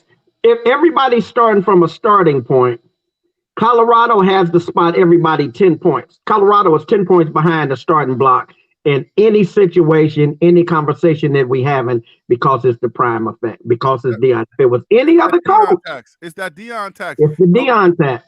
And Harry, it brings you to the point of the show, man. The title of the show, right? Why would you want to play? Why play for Deion? Right back there. Prime? Right. Yeah. So Tim just said it. Tim just said it. What if Jordan Seaton even would have went someplace else? Or whatever team he went to, they got the number one high school draft, the number one high school whatever ranking in college, because Jordan Seaton went there. Yeah. Anybody from Colorado. When you hear, because he went to Colorado, it may make a difference in the game or two. Come on, man. But that's the data that I keep talking about. I want the fan base to understand. We do this show and we talk about data because data drives everything. Now the unplay, the thing that kind of separates, let's just say performance versus what you read on the data, it has to do with culture. Culture will influence play, so that everybody understand.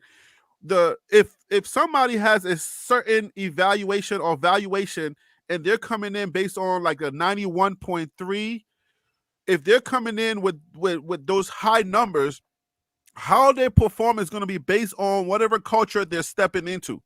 Mm-hmm. So if the culture is, if it fares out with their personality, whoever they are personally, then and this coaching staff is able to motivate this player to perform at their peak level, then we take that number and say, okay, I can take this number and insert it directly into my system and it's going to win.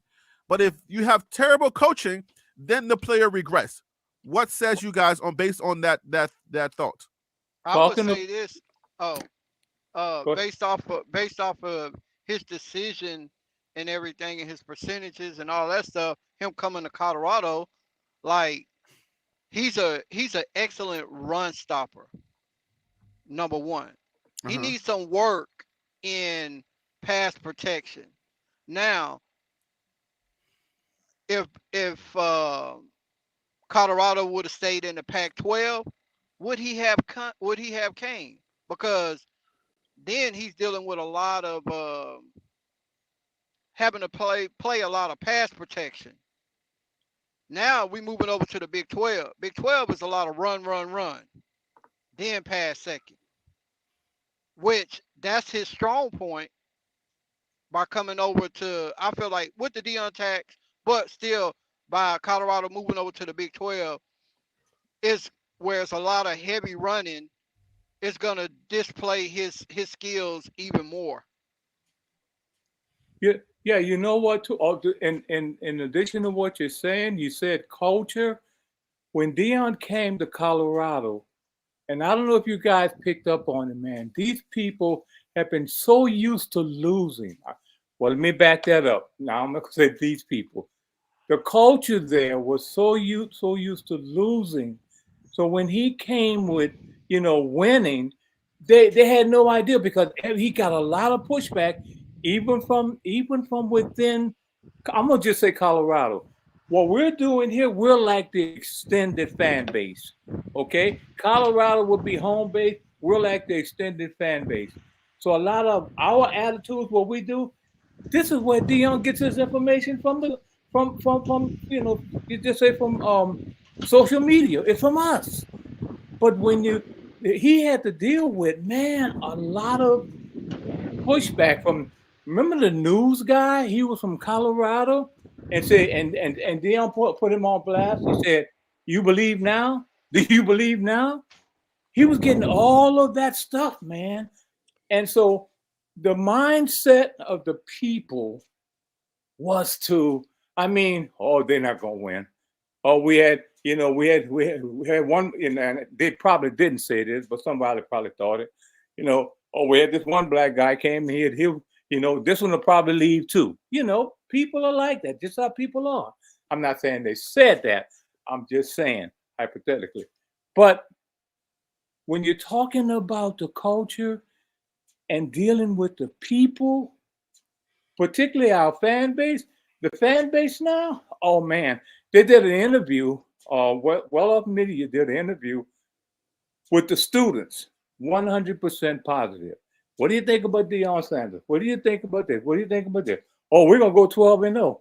I said, okay, well, that's a good thought, but it's a lot more positive right now. Well, What I've seen. I would like to remind you add. guys of the question. Let me remind you guys of the question. Okay, Yes. did I miss it? How does how does culture, because you take the number, right? If we're bringing in, let me remind you guys, give me one moment, because I want people to really understand how my brain thinks and how prognosticators' brain thinks, so that we understand how this information is dissected. Okay, when you take this guy's numbers, right? You're taking Lundy's numbers, and we're saying Lundy is coming in and he's a 91.3, right? 91.3. When you take this number and you insert that number into a new team, are you keeping the entire 91.3, or are you saying that this number would be affected based on culture, based on coaching, based on their belief system, based on everything else that's around this player? Are we going to take this number, either keep it the same, decrease it, or increase it based on culture? Now, you talking about the coaching culture or what? The coaching culture? I'm talking about everything.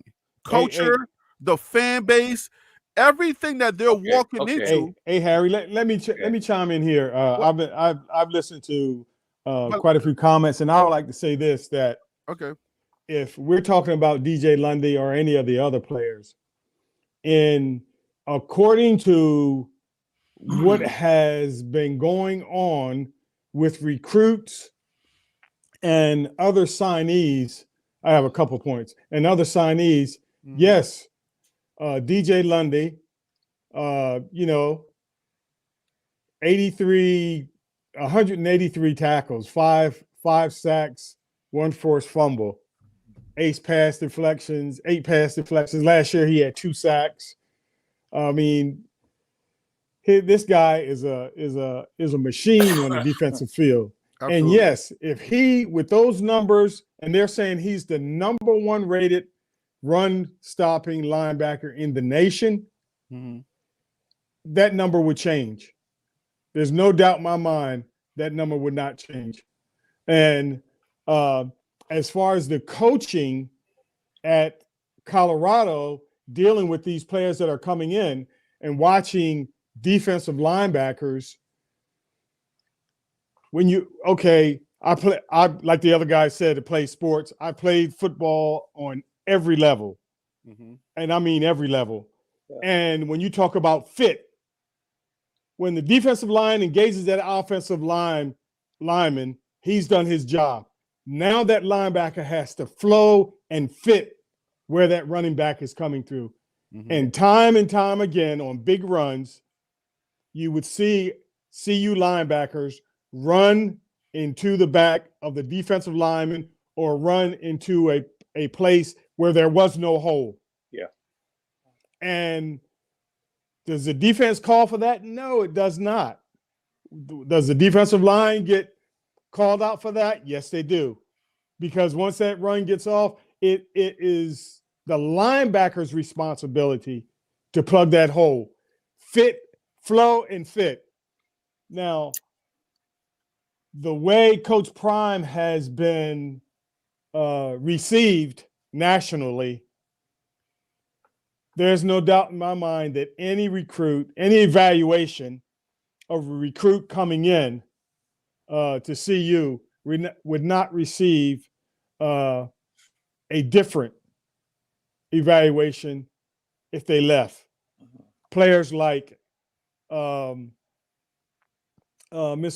Lundy, DJ Lundy, yes, he would receive a higher evaluation. And I think if we take a look at some of the other players, like Will Shepherd, the receiver, I thought someone had his evaluation as a 3-star. I was like, when did that go down? So, that's to be expected. And like Coach Prime said, dealing with the issues at CU, the issues with the media, the issues with haters. When he said that God put him in that position, I don't think any other coach of African-American descent, I can't think of not one that would have been able to handle all the pressures that come at him with the calmness and charisma and the pushback, the subtle pushback that he's able to do. I mean, I think I'd be flipping over tables and, knocking cameras over. And but that's not Coach Prime. That's not Coach Prime. They were ready, licking their chops after that Oregon game to go all in on him, and he shut all that down and said, "Hey, we got an old-fashioned butt kicking. I'm not satisfied with it. They just whooped our butt." Then what can you say with that? Well, how do you feel out the game? They whooped our butt. They kicked our butt. And someone said something about Oregon earlier. The only thing I can say, we play Oregon with this team that we have now, it's going to be a good game because Oregon looked extremely dominant against us last year. This stole our playbook. I'm sticking with that. This stole our playbook. Well, they didn't steal anything that was given to them.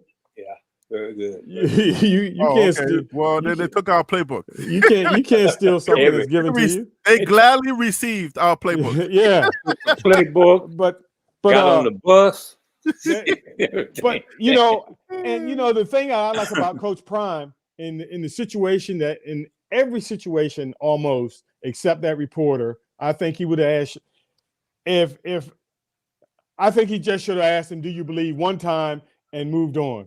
I mean, that was one time where I think he kind of lost his cool a little bit. He was hot and wanted some pushback on this guy, like you said, because he was a Colorado reporter. Yeah. And and you're here, you're in-house, and you slamming us on the slide. Yeah. But it didn't get by him because he's like, "No, I read that bull junk that you wrote." So as far as the evaluation that we receive because of the culture, I think no matter what is presented to Coach Prime, whether it's the NCAA on 3 or 247, he's going to ride with it because whatever you change and try to throw down for me, everyone else has to deal with those things also. And I'm going to catch up.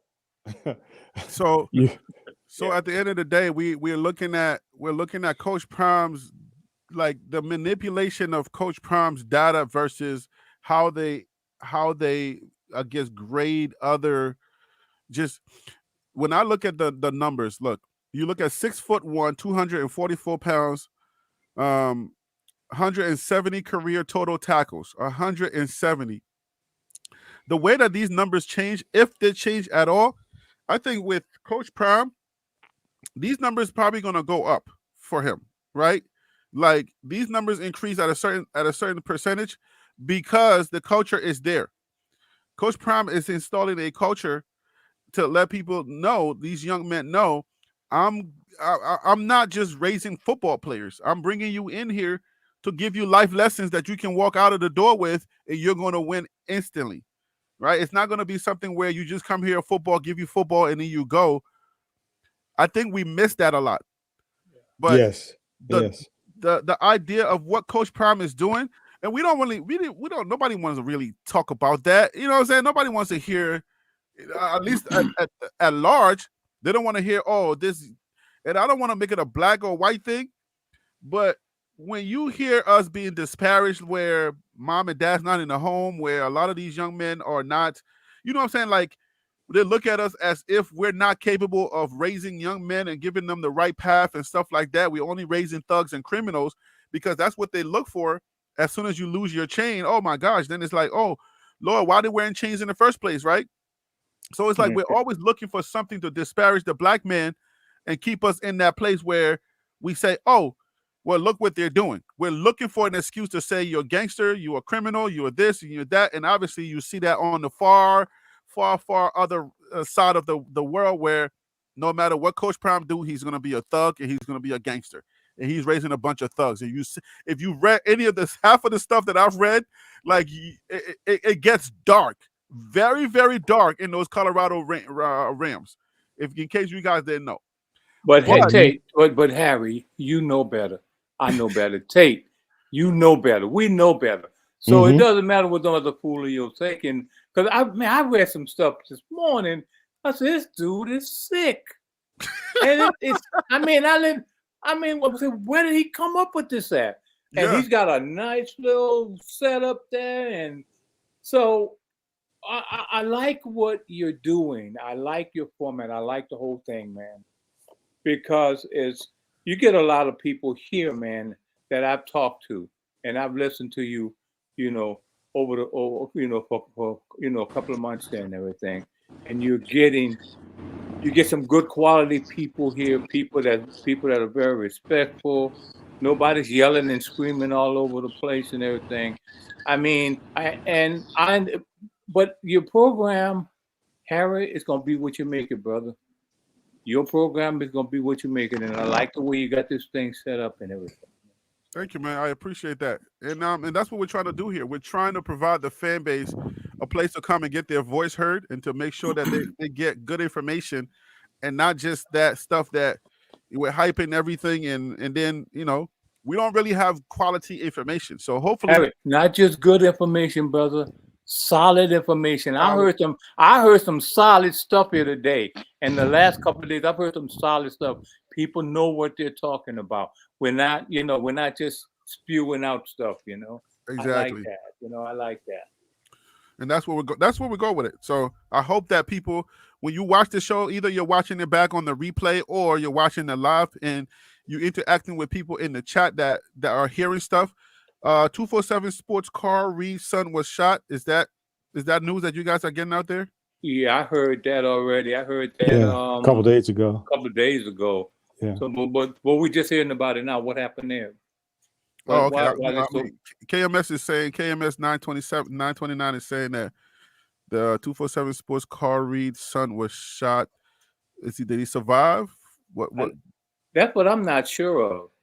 Somebody got shot. Do you know, my friend? I think his son had an older brother that did not survive.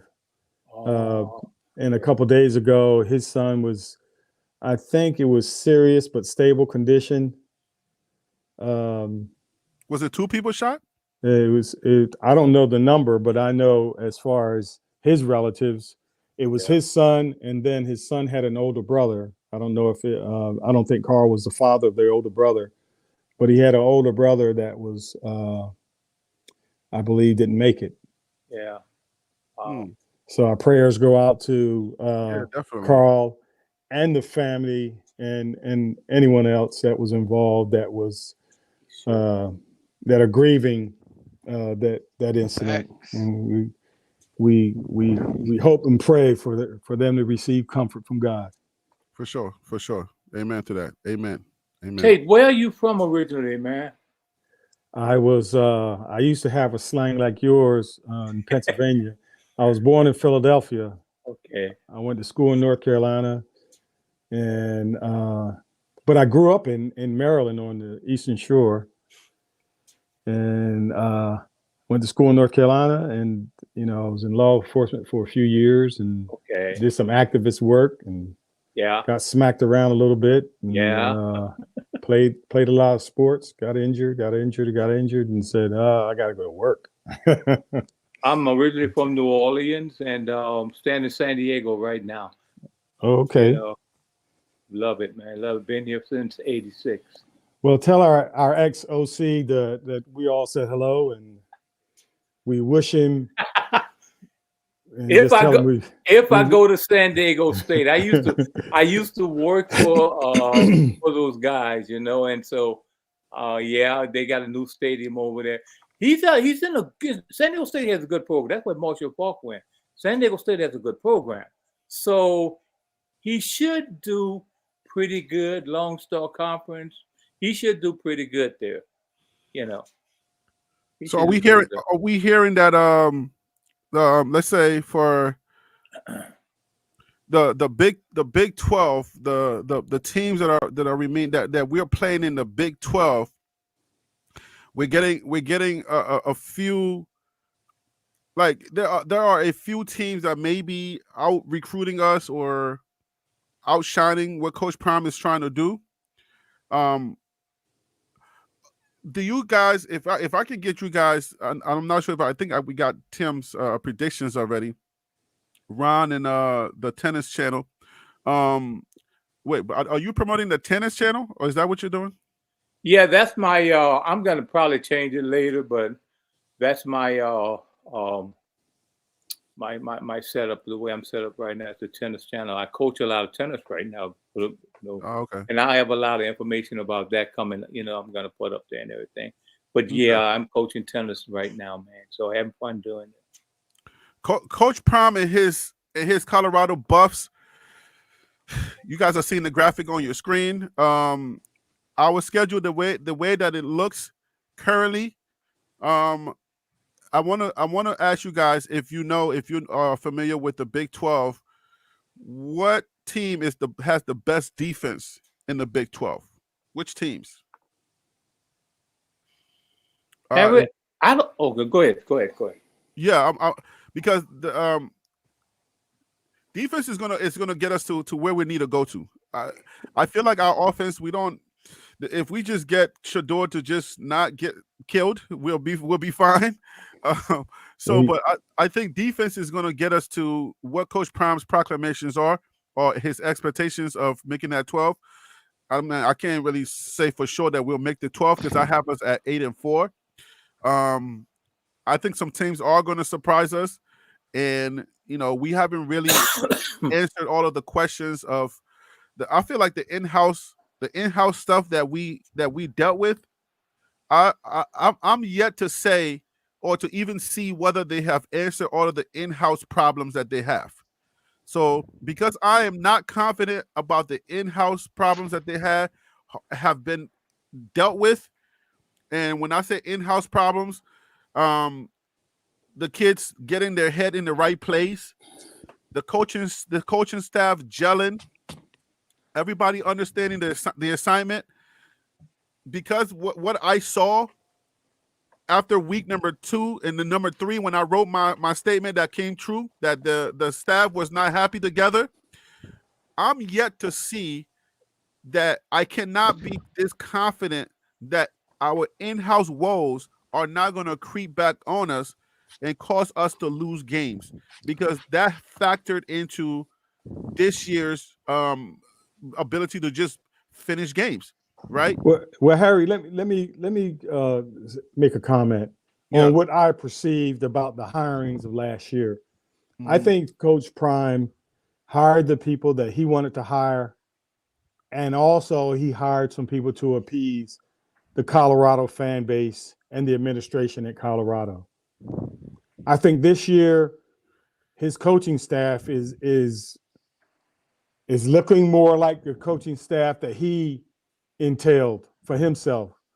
The guys that he know, that he like, that he's familiar with, that are experienced, knowledgeable, and committed to coaching.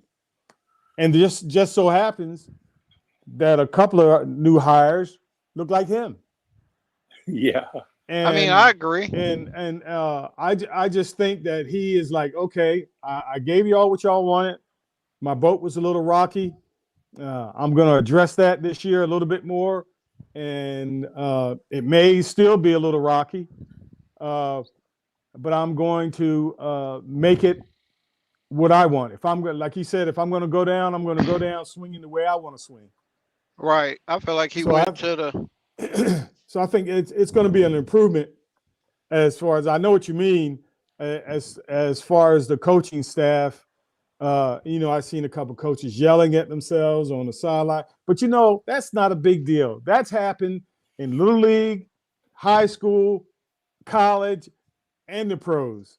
That there's something that always goes haywire where one coach would go, "What the heck are you doing? You didn't," and they have the little back and forth in front of the players and give them something to talk about during the week, and until they get it hashed out. So I believe that the coaching staff would be a little more in sync this year than it was last year.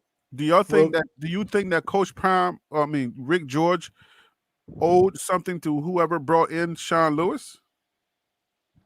No, I think Coach Prime brought in Sean Lewis. Yeah. I think he is. Listen, this guy does things that I shake my head at, and I'm at awe at times because, man, he's like a step ahead. And I don't think anyone had to tell him to bring in Sean Lewis and Bill O'Boyle. I don't think they were his kind of guys. But he needed to fulfill those gaps. I mean, he didn't have a lot of time, so he just went shelf picking, last minute picking. He had Bartolo that he had confidence in, that came with him from Jackson State, the wide receiver coach. Right. He had him. He could have stuck him in at OC, but like I said, he wanted to appease and thinking that Sean Lewis would be the creative mind that he was at Kent State. But what Sean Lewis did was put on tape what they're going to do, and they did it every week, week after week after week after week. And so I need to get away from that because I don't want to go down that road with my thinking on that. I thought Kelly did a good job with the defense. I thought he didn't have the individuals, the talent at linebacker to help him out. Right. So then let's turn our attention to if their in-house woes are going to be at bay. Let me just say that at least. Let's just say the in-house woes are at bay.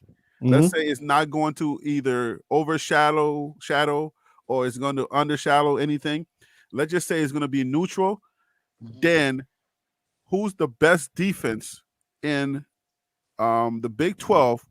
Do we even perform as one of the best defense in the Big 12? Let's turn our attention to that. I would say we perform. Are we going to be able to, like, the best defenses? Because the defense overall, I think what we left off with yesterday was we got to talk a little bit more about defense. So who's the best defense in on our schedule? You guys are seeing the schedule, right? Yeah. I'm looking at it now. Hold on. No. Man, Colorado State, man. Oh yeah, I see it. They were treating us like they were in an alley. This is an alley fight. Really, they were doing everything, right? They were doing everything they could. If the referee threw the flag, they would throw their hands up like, what did I do? And all this. And they would continually do it throughout the entire game. And oh my gosh, I was glad that guy got thrown out. That defensive tackle. I think it's going to be Oklahoma State. Kansas DBs look pretty decent last night from what I seen, and I seen over the course of the this past season. Kent State, they got a solid defense, man. Utah, we already know what Utah going to be able to do. Yeah. Utah's not going to be no pushover defense. Arizona, we put up points on Arizona. We put up points on Colorado State and Nebraska. Don't really know too much about North Dakota State. I looked at some of their film, but not enough. I haven't really dug into it, but they come into Boulder, so I feel like they're going to be in for a shock of their life. Baylor kind of unpredictable, but don't really know too much about Cincinnati. Texas Tech got a solid defense. With the dogs we've got coming in, Harry, I'm gonna help you out here a little bit with the dogs we got coming in. Looking at what we had last year, and everybody the defense pretty much is revamped. Plus, there were some people that like Brown and a couple of other guys that didn't play. I think our defense, they'll hang in there. They'll hang in there, and they'll be tough at the end because we're bringing in people. Remember what Coach Prime was saying, man? He said, I have to teach them how to win. We got to get some brothers in there that, okay, we got to get this. We got to get this. And if I'm looking at, I'm not familiar with, but I'm going to do some research now, definitely. I'm not familiar with a lot of the teams other than Colorado State, Nebraska, Utah a little bit. I think we'll handle those guys because we played them before. And what we've heard that this conference is pass heavy. They love to pass. That's gonna put a lot of stuff on our DBs. They're run heavy. Are they run heavy or that pass heavy? Big 12 is run heavy. Really? I didn't know that. Yeah. I thought okay. Have you ever seen Texas Longhorns play?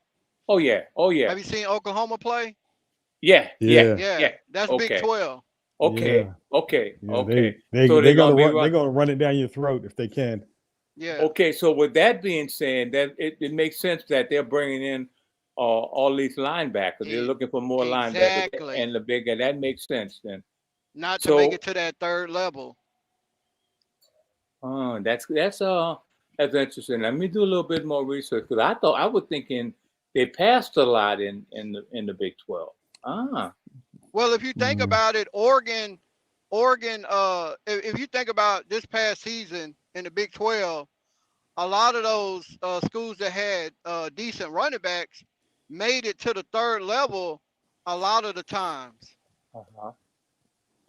So if you bring in those caliber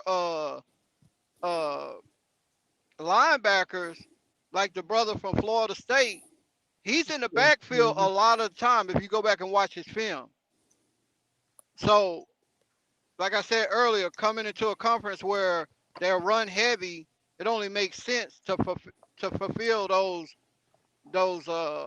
holes, those pieces that was missing, key pieces that was missing. Hey, Harry B's cousin is a good guy too. I forget his name. Harry, what's his name? The 5'11".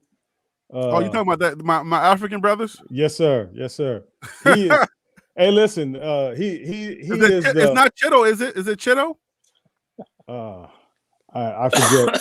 I forget his name. He's the short guy, the one that was a all-state and a national wrestler and all that. But he is the this guy, right? The block bully. And they asked him. You talking about the guy from monster? Pitt? He's gonna be a dog. Yeah, the guy in the red, right there. Oh, from Houston. Yes. Yeah. Yes. Okay. And the block bully, he has a great reputation of taking on double teams because one-on-one he wins, and with the wrestling, his strength, his wrestling ability, and his balance, they use all that to defeat blocks. So people have a hard time blocking him one-on-one. Is that the brother from UTEP? He's if you're looking at what Harry B has on the screen, it's the guy in the red right there. Oh yeah, from Houston. Okay. From Houston, yes. It's gonna be tough. That's just one piece. That's just one piece. Now we gotta, as we have to keep in mind as reasonable fans, that we have to think about attrition. Now, the reason why Coach Prime, and that's what Coach Prime is thinking about, attrition, because he's had some issues last year with losing guys that he think that could have helped his defense a great deal, like Bishop Thomas last year, a 300-pound monster, man. And I just can't imagine. I can't wait to see him perform with the other guys around him. Who are you going to double team? Are you going to double team?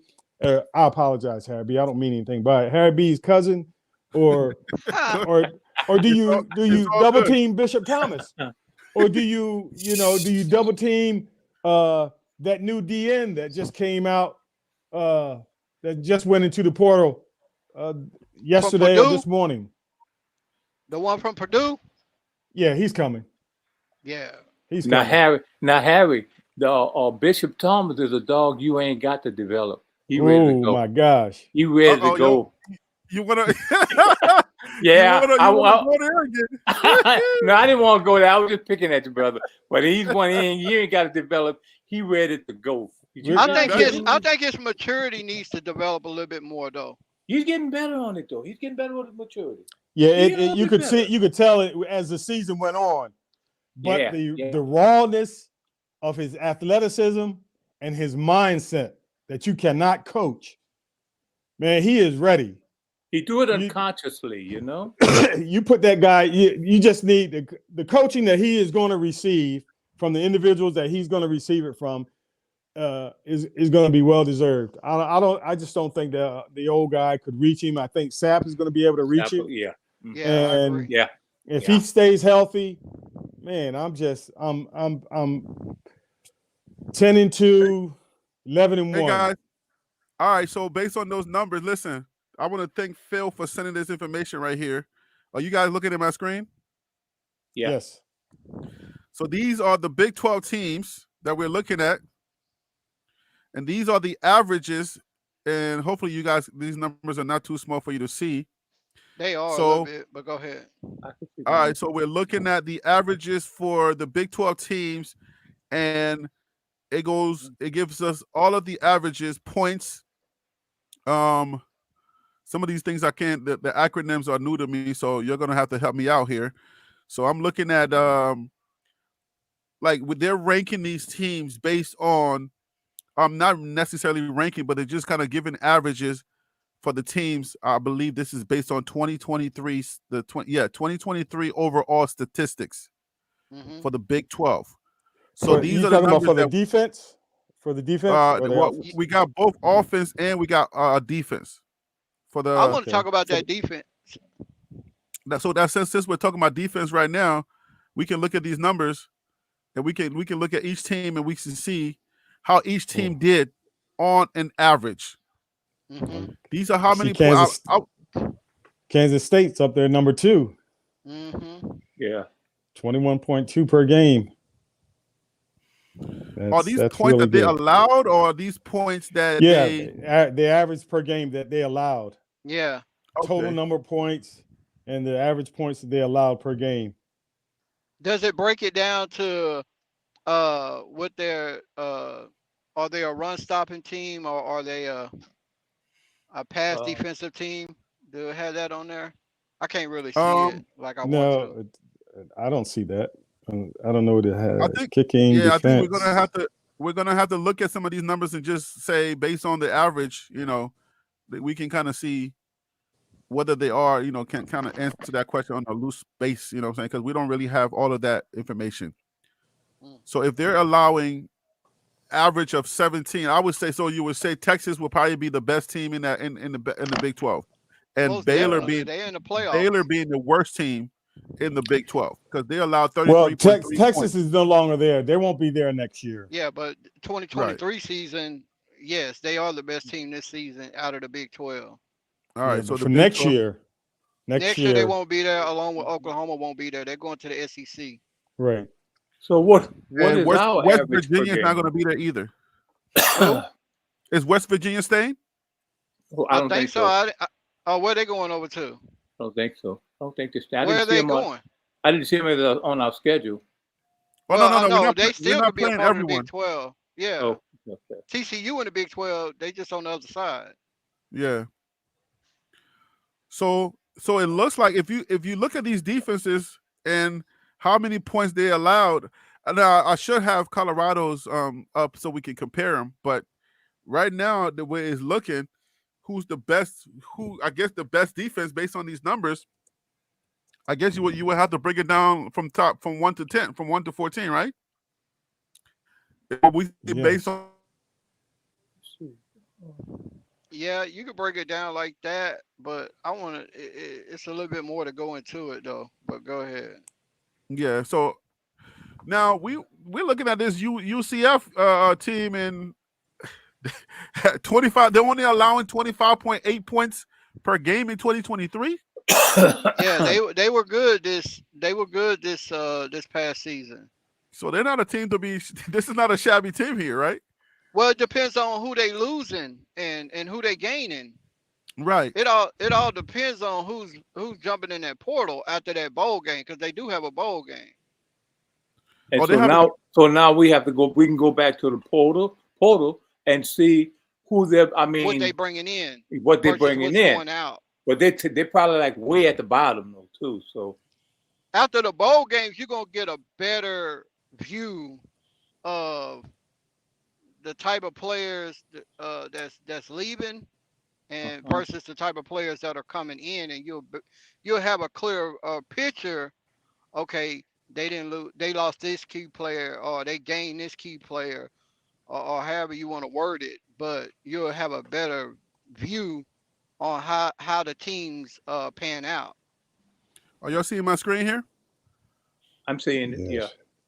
All right, so we're looking at the UCF, and this is what it's looking like so far for them. Like who's leaving them? It looks like their quarterback Shannon. See, I don't know anything about UCF. So I don't know if this is a starting quarterback or not. Yeah. Oh, he's committed. So yeah. Well, it says committed. So he's leaving and he's crystal balling to another team right here. Oh, really? Yeah. So I think when it says UCF and then the arrow is pointed to another team. Yeah, that's the team they're going to. Oh, okay. Right. Okay. So they got a running back, Jordan McDonald, that's leaving. Mm-hmm. And who else? Let's see how many people. Now, are they going to any of the teams that we're facing in 2024? Nah. Okay. No. So these logos that I'm seeing are none of those teams in our Big 12 on our Big 12 schedule. Okay. All right. So I see that they're getting a tight end. It looks like Michigan. Is that Michigan State or Michigan? It looks like they're getting a tight end. Okay, so they're heavy on tight end, wide receiver. So the narrative on here, it looks like they're looking for skill position players that we got plenty of. Right. So what this is looking like, based on what I'm looking at, they're losing an edge rusher. They're losing that's a defensive lineman. Oh yeah, a couple of their players are jumping to that portal. They're losing. What year are those? Some of those guys, they're not freshmen, are they? I don't know how to tell what year they are. Normally, it would say up under their name somewhere. Well, I see high school. So those are high school. I see a bunch of high school. What does T mean then? It should stand for transfer. Are you looking at this right here? Are you guys seeing this? Yeah. Yeah. Okay. So I see HS right here, which says high. That could be high school. That's high Yeah, that's school. high school. So if that's high school, then what does the T mean? T is a transfer. It's a Oh, high then- And it high should- school. Yeah, High I'm s- sorry. Go ahead. A high school player or a transfer. Also, I have the passing of every team in the Big 12, the rushing, offense and defensively. I have that information. That's good info If right if there. anybody has any questions about it. Send that to the Yeah, email. yeah. Send it to the email. I'll share it. Harry B. The hot tips for TLP, the one that you use to get on Right. the Okay. Yeah, send that. Yeah, that's good. That's a good idea because I need that information. That's good. All right. Now, So let me see here. so based on what I'm seeing here from the players that are leaving, it looks like we're getting like they're kind of like us. They're losing some key pieces as far as I don't know if they're just losing high school players that just feel like they need a new home or whatever, but yeah, they're getting a safety. Their cornerback, I don't know if he was a starter. Corey Thornton is leaving. Yeah, they're losing two cornerbacks, and those could be like maybe just role players. Could be. I don't Yeah. know too much about The UCF. thing that scares me, gentlemen. I'm looking at what we have coming in. Uh-huh. I'm looking at and I'm saying there are a lot of teams in that we will demolish, but I'm afraid to say that. Not that I'm afraid that we have the competition to compete. It's how these guys are going to play. If they go in there with the attitude, you know, like Harry was saying earlier, you know, everybody's heads on right and everything, knowing who you are, you know, doing the things you got to do. I don't think there's going to be a team that's going to actually give us any problem. They'll give us some issues, but the challenge is, and I'm just looking at the human side of it, you know, but if I look at what we have coming in, dude, we're going to wipe out a lot of teams. However, I say that very cautiously because I mean, not in doubt the team or anything like that. Is how you going to play? How are you going to play today? Are you mad with your girlfriend? And I mean, none of that's not my business. For what I'm saying, you know, I'm getting ready to put a couple of dollars down on y'all. I would get like one of my friend, my buddies got here. You know, did he get mad with his girlfriend? Did she take him off or whatever? You know, do I want to be here today? All of that kind of stuff. You know, so you never know what's going to show up. Hopefully.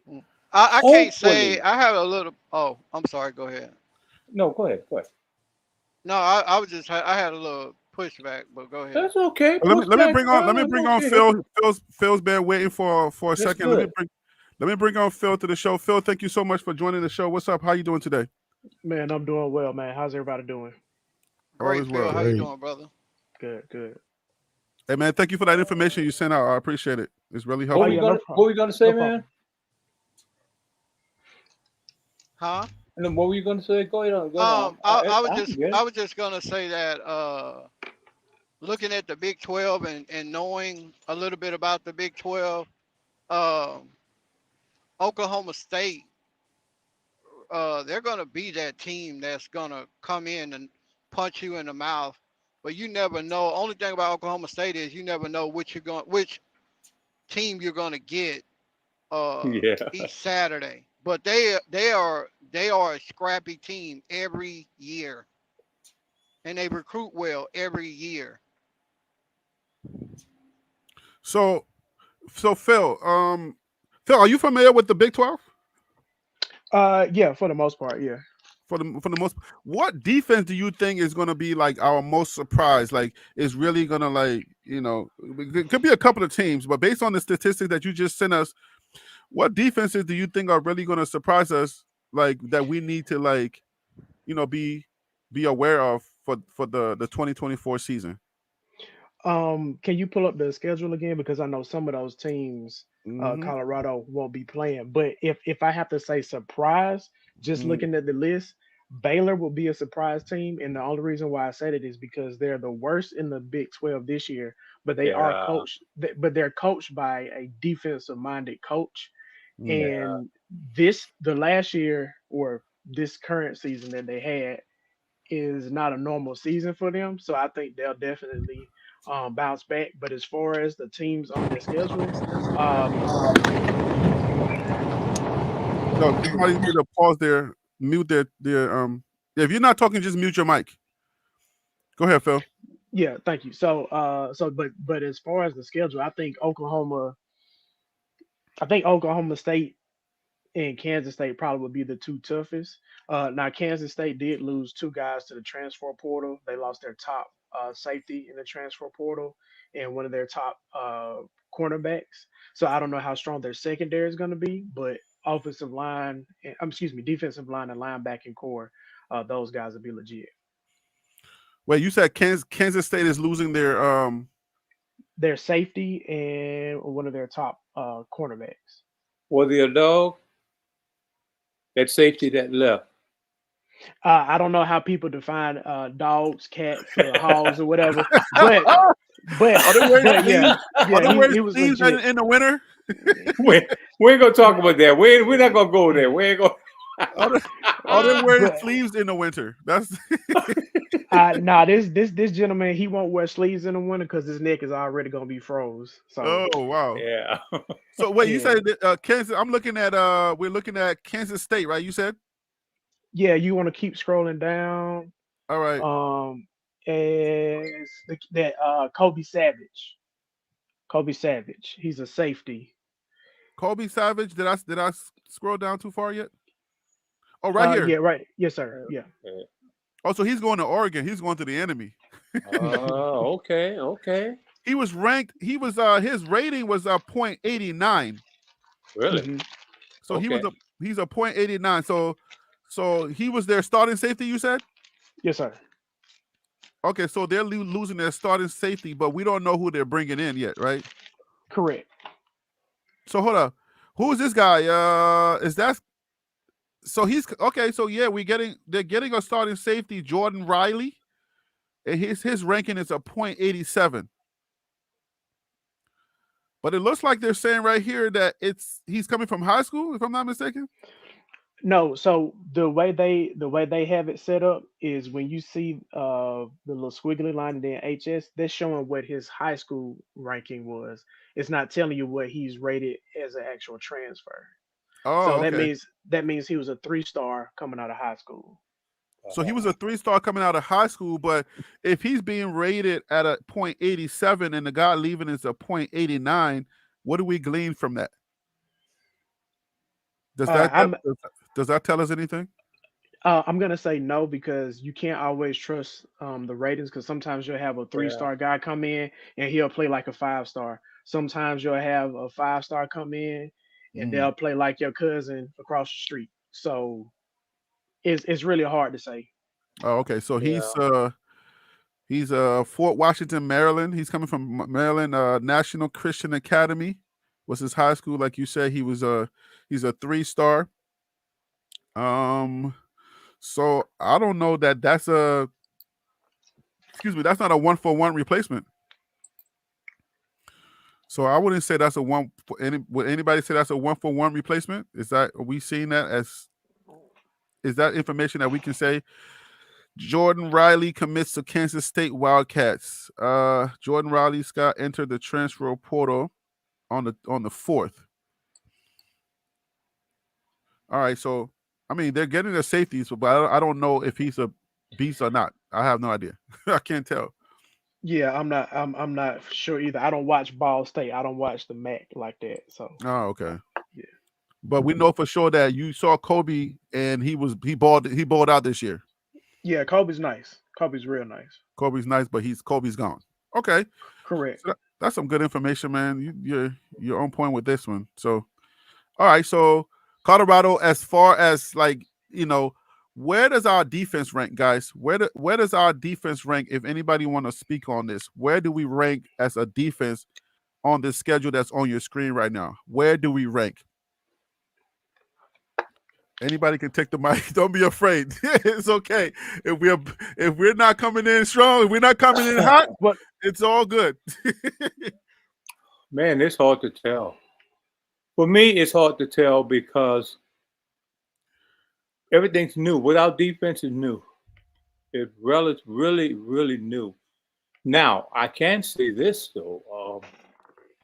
It all depends on how well they gel together as a defense. Kelly did a good job of later on putting them together, and they became a tight unit. I think they need to do that early because hey, we want to win now, right? They need to some kind of way.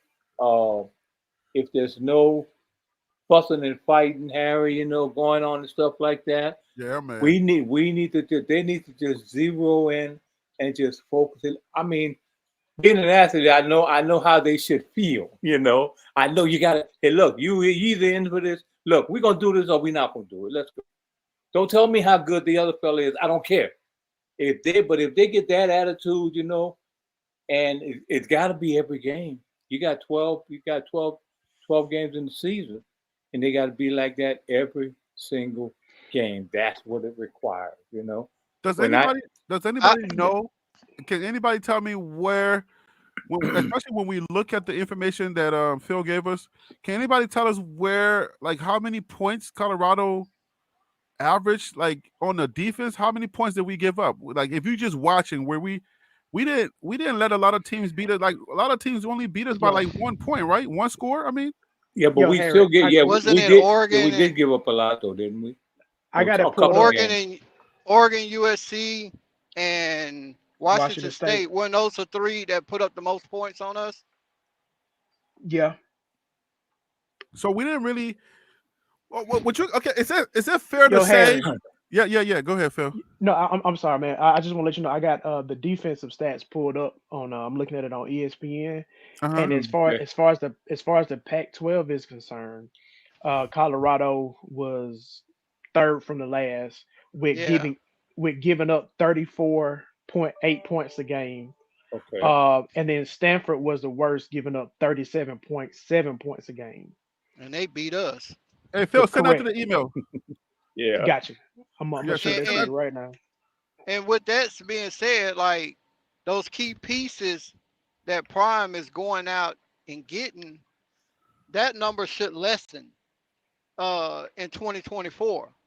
That's what I'm going to be paying attention to closely, how well they stop I'm not really too much worried about the secondary, but I am worried about that front line. But I would like to see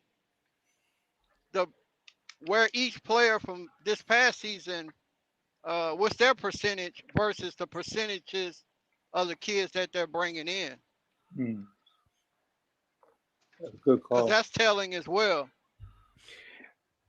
Hey, Well, you- but Tim, I want to point out something real quick too. I know you said that number should go down, and I think just by the very nature of them changing conferences, we'll move that number down because the Big 12, they're not going to put up as many points as the Pac-12 does. So just keep that in mind when we're looking at the numbers for next year.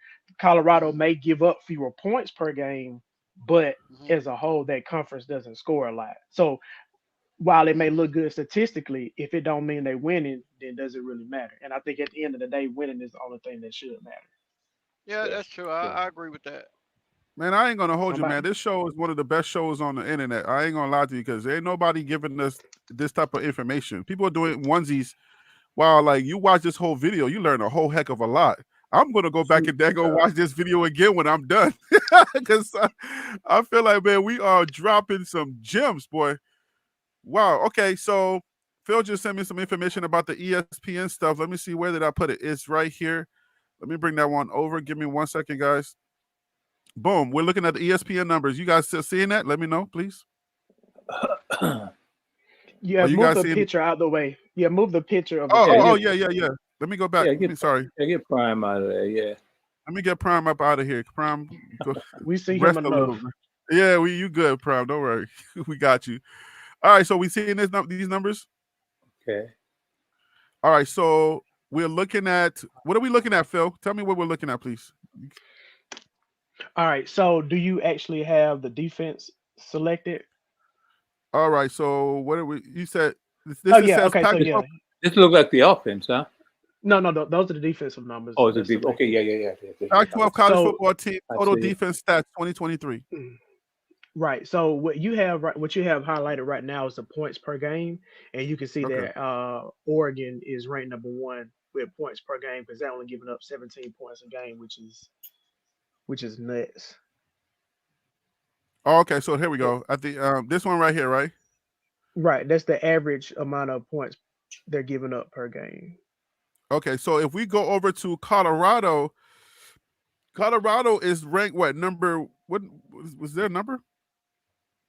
What was that? 1, 2, 3, 4, 5, 6, 7, 8th. Colorado is ranked 8th overall, giving up 40. What's that? 40. How are they doing this? Is that a No, go to the 30? so Okay, on 34.8. Sorry. right.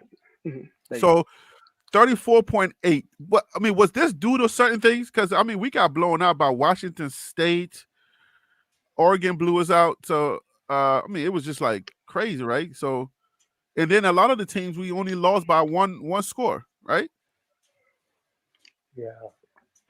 Yeah, I'm actually gonna pull up their record or their schedule now. Because I mean you got to think about it like this. If the average is 34, then that Yeah. means they at the very least gave up 34 points a game. And that means there were other games that it was more. So TCU, they gave up 42 points. Oregon, they gave up 42. USC, they gave up 48. Stanford, they gave Yeah. up 46. And then Washington State was the big one, which was 56. Whew. And then Give everybody up a lot of points. and then everybody other than that was high 20s, low 30s. So you had about 4 or 5 games. There was some high scoring games, even games that they won were still high scoring games. So that says a lot, though. We got to look into that. We got to talk about that. The defense, the offense was scoring to get us into games, right? But it seems like the defense was kind of like letting some things slide, right? Letting a lot slide. A Letting lot. a lot slide. Yeah. And, That's a and and also without having a good run game on the offensive side of the ball, They stayed on uh, that field too long. the defense was on the field a lot, and then Yeah. also Colorado was able to score really quick too. So defense. Let's say the defense was on a long drive, they finally got to stop. Offense gets the ball, they score in 2 plays. Defense got to get up and turn right back around and get on the field. So maybe the conditioning wasn't what it should have been. Getting used to elevation in Boulder. There's a lot that could have gone into that. So we were looking at, man, that's a lot to like. If you just look into that for us to even dissect that, the show's almost done, and we're getting this meaty information right here. If you look at that to dissect that information or that data, what are you hearing? Like, because I'm hearing a lot. I just feel like, okay, if we're going to the Big 12 and we're looking at the Big 12 schedule and we're looking like, even though some of those teams that are leaving, the Big 12 schedule looks like it's going to be, we got to do better on that defense. That's what I'm hearing. Yeah. Like, You know what happened? And What I'm looking at, man. I'm kind of on the encouraged end of it because we did that, we got to go back to the defense, right, guys? We did that with the type of defense we have. If our defense is half as better as it was last week, I mean not last week, last year, we should do a whole lot better. So I see nothing but improvement. I don't. I don't. I mean, what has happened has happened. We were giving up 34 points a game, and all of us know why. But man, and I'm looking at say, wow, look what we got coming in, though. Look what we got coming in, and so that kind of like encourages me. There's no way in the world we got to give up, even on an average of 34 points a game this year. There's no way. it, There's it's no way. and what you had pull up a chart earlier in the show, Harry, and you was asking us what does this mean to you? And I was saying what it meant to me. It'll take away by bringing in the caliber of players that he's bringing in to plug those holes where they had a lot of leaks in the defense, allows you to get off that field on third downs. Like the gentleman that was just saying, we was on the field too long. Defense was on the field too long. Defense is tired, and they airing it out on us. Are they running for 30 or breaking for 30 or 40-yard runs? Yeah. Hey Harry, So I can break this down and give you 3 key points for defense for next year. go ahead, go And I out, and we and I need and I that. and I can make it quick. I think the And first Can thing you is they need also to. can you also drop me that schedule that you just had for Colorado schedule? I'm sorry, I don't have it up. So Hold on before you give up. I'm gonna write them down. I'm gonna write these 3 down. Okay. And I you ain't never taking notes? I ain't never wrote nothing down for nobody on these things. You're taking notes. Yeah, we I'm dropping some taking gems notes, right now. brother. Hey, Phil, if you can email me that schedule, please, Colorado schedule, please, when you get a second. Okay, I can do that. Yeah. Hey, Harry, did I'm you receive any of that offensive, defensive information? Let me see. Give me 1 second. Oh, here we go. Okay, I'm getting emails from you now. Yeah. I think I showed this. No, but it breaks it down. It has passing and rushing, the passing offense for each team and the passing defense for each team. Yeah. I see passing, rushing. Yeah, no, we got that on the screen. We got the you talking about the one that you sent from the Big 12? The Yes. overall statistics? Yes, I got that. I got that. Okay. Thank you. All right, so I'm going to put some of that on the screen as well. All right, So go you ahead. got Give us your 3 points for the defense, please. All right, yeah. So I think the 3 key points are going to be this: they need to establish the line of scrimmage on both sides of the ball. But since we're talking about defense, they need to be the tougher team on the defensive front. All right. The second key point for the defense is to make sure they have good gap assignments, because with the Big 12, they're going to do a little bit more than just trying to run the ball straight down your mouth. They're going to do some pulling and they're going to do some stunts. So you need to make sure that your defensive linemen are in the right position so their linebackers can read and react and get to where they need to get to. And then the last point, I think, is preventing the big play, because the Big 12, it's not as high flying as it used to be back when Oklahoma was really running the show. But they still will always have a lot of good skill players that can burn you on the outside. So trying to find a way to prevent the big play. So if they can do those 3 things among many others, I think those are the things that will help them at least have a winning record next year. Hey, give me that All right, first one again, please. Go ahead. Say that again, please. Number 1, just the first one. That's all. Establish the line of scrimmage. Basically, just be the toughest team on the field.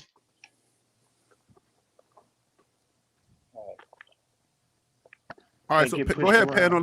Let's talk about this. How do we accomplish these things that Phil just said? How are we doing all of this? Well, I think, yeah, let me voice my opinion on that just shortly. I think individuals like, gosh, I got to get this guy's name, Harry B. I'm sorry, I apologize. Your cousin. I think individuals like that. I think it's Chittle. Chittle. Yeah. Because individuals like that's used to using his hands. He's low to the ground. He's strong, and he's able to control his area, his responsibility of the line of scrimmage. That's what, each one doing their job on that line of scrimmage and upgrading the linebacker ability, talent-wise there. And, with Coach Prime bringing in individuals that have played and have started, like he said, he's bringing in not all of them, but individuals that have some experience under their belt, is going to help do that. We're going to have a different defensive line of scrimmage than we had last year. And according to some of the things with the Big 12, we're going to need that, especially with rushing. UCF, well, they averaged 228 yards rushing last year. And Cincinnati was right behind them. I don't have West Virginia. We're not dealing with West Virginia. So you're talking about the majority of the teams that we're going to be playing have a pretty good rushing attack and passing. And then you have individuals that pass the ball. Like Oklahoma used to be on top with the rushing. Last year they averaged, well, they won't be there. Oklahoma State, 264 yards. You didn't have too many of the teams that were playing other than TCU that averaged over 300 yards a game passing. So the thing of it is going to be to, stop the run and pressure the passer. Now, talking about stopping the run, Coach Prime is looking for edge rusher. He's looking for a couple more linebackers. Like, Coach Prime seems to understand the assignment. He seems to understand, like, we're looking at the Big 12. The Big 12 is going to be running, right? They're going to be running this ball. They're going to be run heavy. Run. And one of our weakest points that I can take away from last year or this year's team, we couldn't stop the run to save our game at all. Dudes was looking like superstar running backs. You know what I'm saying? And are we addressing that? Like, I know Cheto's coming in. I know, a few of these linemen are coming in, but as much attention as we're paying to the offensive line, are we paying that much attention? Do y'all feel like we're paying enough attention to that defensive line as well? Because you can't be giving up 50, 43 something points. And like, even though your offense is scoring, we can't be giving up that many points to these teams. They're going to be more surprises on the loss column. What do you think? I feel like he's addressing the defense, because the defense is what's going to get them into the college playoffs. And even though we're moving over to the Big 12 is a run heavy conference. We still have a few teams that's coming from the Pac-12 that likes to air it out, like Arizona, Utah. They're going to pass the ball as well. They're more balanced. They're going to run and pass as well. We know Arizona's going to run because they freaking took 6 minutes off that daggone clock running the ball. Exactly. So I feel like he's addressing those issues with certain players, those edge rushers. If you think back to the UCLA game, those two brothers, not twins, those two brothers on the edge, they was in the backfield every time Shador got the ball. Every time he got back into his three-step drop, they were there to greet him. So I feel like Prime is doing the same thing with the guy from Pitt and also with this gentleman from Florida State. You talking about Lundy? Yes, Yeah. Lundy. Lundy, man, if you go and look at some of his film, like his spin moves are incredible. So I feel like he's addressing the defensive side of the ball. I agree with him. I agree with him because look at the people he's bringing in. Look at who's come, and a lot of it. Remember what was the first weekend was offensive people. The second weekend was defense. So Harry, you're right. That they are addressing it, man, and that's the other. That's what makes it so encouraging for me is that they see it. He see it, and that's why the guy from ESPN was saying, was it ESPN? Oh, they're getting big guys, but you talking about on three? Yeah, they're getting big guys, but are they dumb or smart? No, we getting people that were starters. I looked at the guy from Vanderbilt. I looked at his, that the quarterback.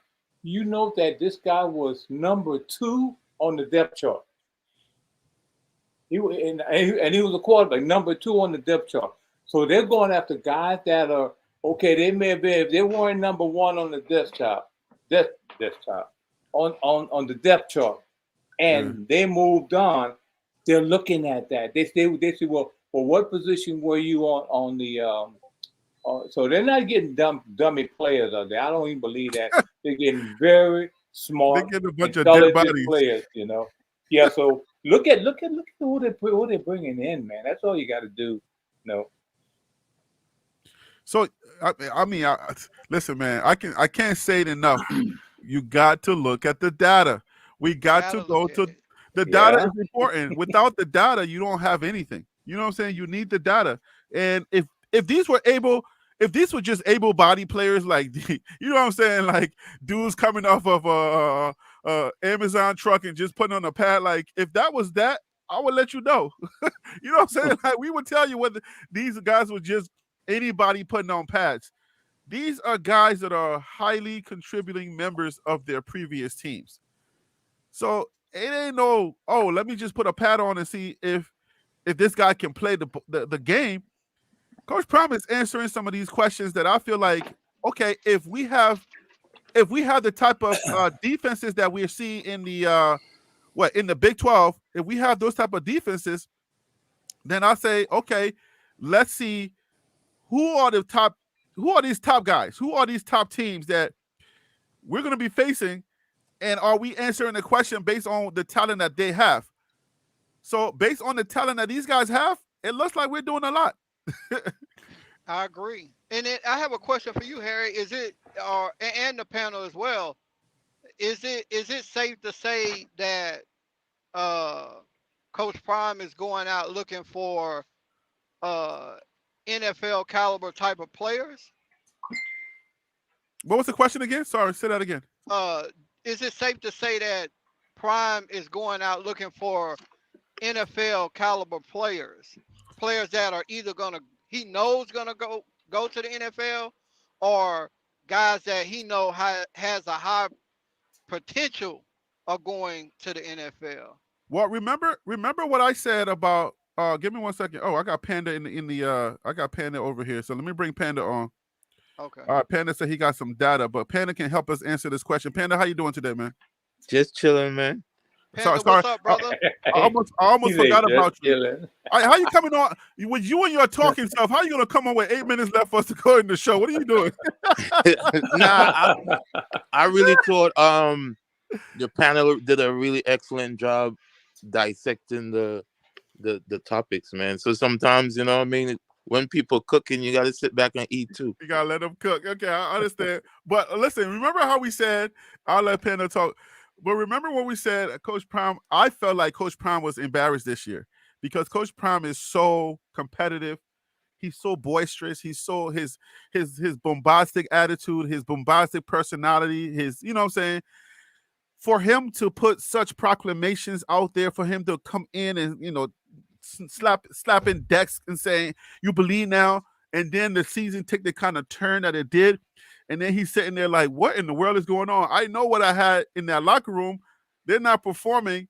So everything that transpired, Coach Prime knows that now he got to go after, answering your question, Tim, he got to go out and he got to get players that can fulfill the proclamations that he's making again. And this time around, like he said in one of those interviews you guys said with Stephen A., he's going to be a little bit more hands-on. He's not playing around with it no more. He's not. Coach Prime is not going to leave it up to Joe Blow to say, hey, man, what do you think about this guy? Coach Prime is going to go in there and say, listen, man, I need to know X, Y, and Z. But this time around, I think it's a little bit more personal, even though that's like a cliche now. But I think this time around is a little bit more personal. And whether it's NFL players, guys who are ready to play or not, he ain't taking no chances. What do you think about that, Panda? I think he has no choice. When I say I had some data, right? Mm-hmm. So we always talked about Shador got sacked a lot. He got sacked 56 times, right? Oh, it wasn't 52. It was 56. I'm looking at the sheet from Colorado. So it says 56. Okay. I'm literally in Colorado data under Okay. the NCAA. And what we don't do is account for the amounts of yardage. So for the season, the sacks accumulated 492 yards. So when you start spreading it back against the not having the O line, we can see that we don't take in account field position and how we lose field possession. And I think having the O line addresses that issue.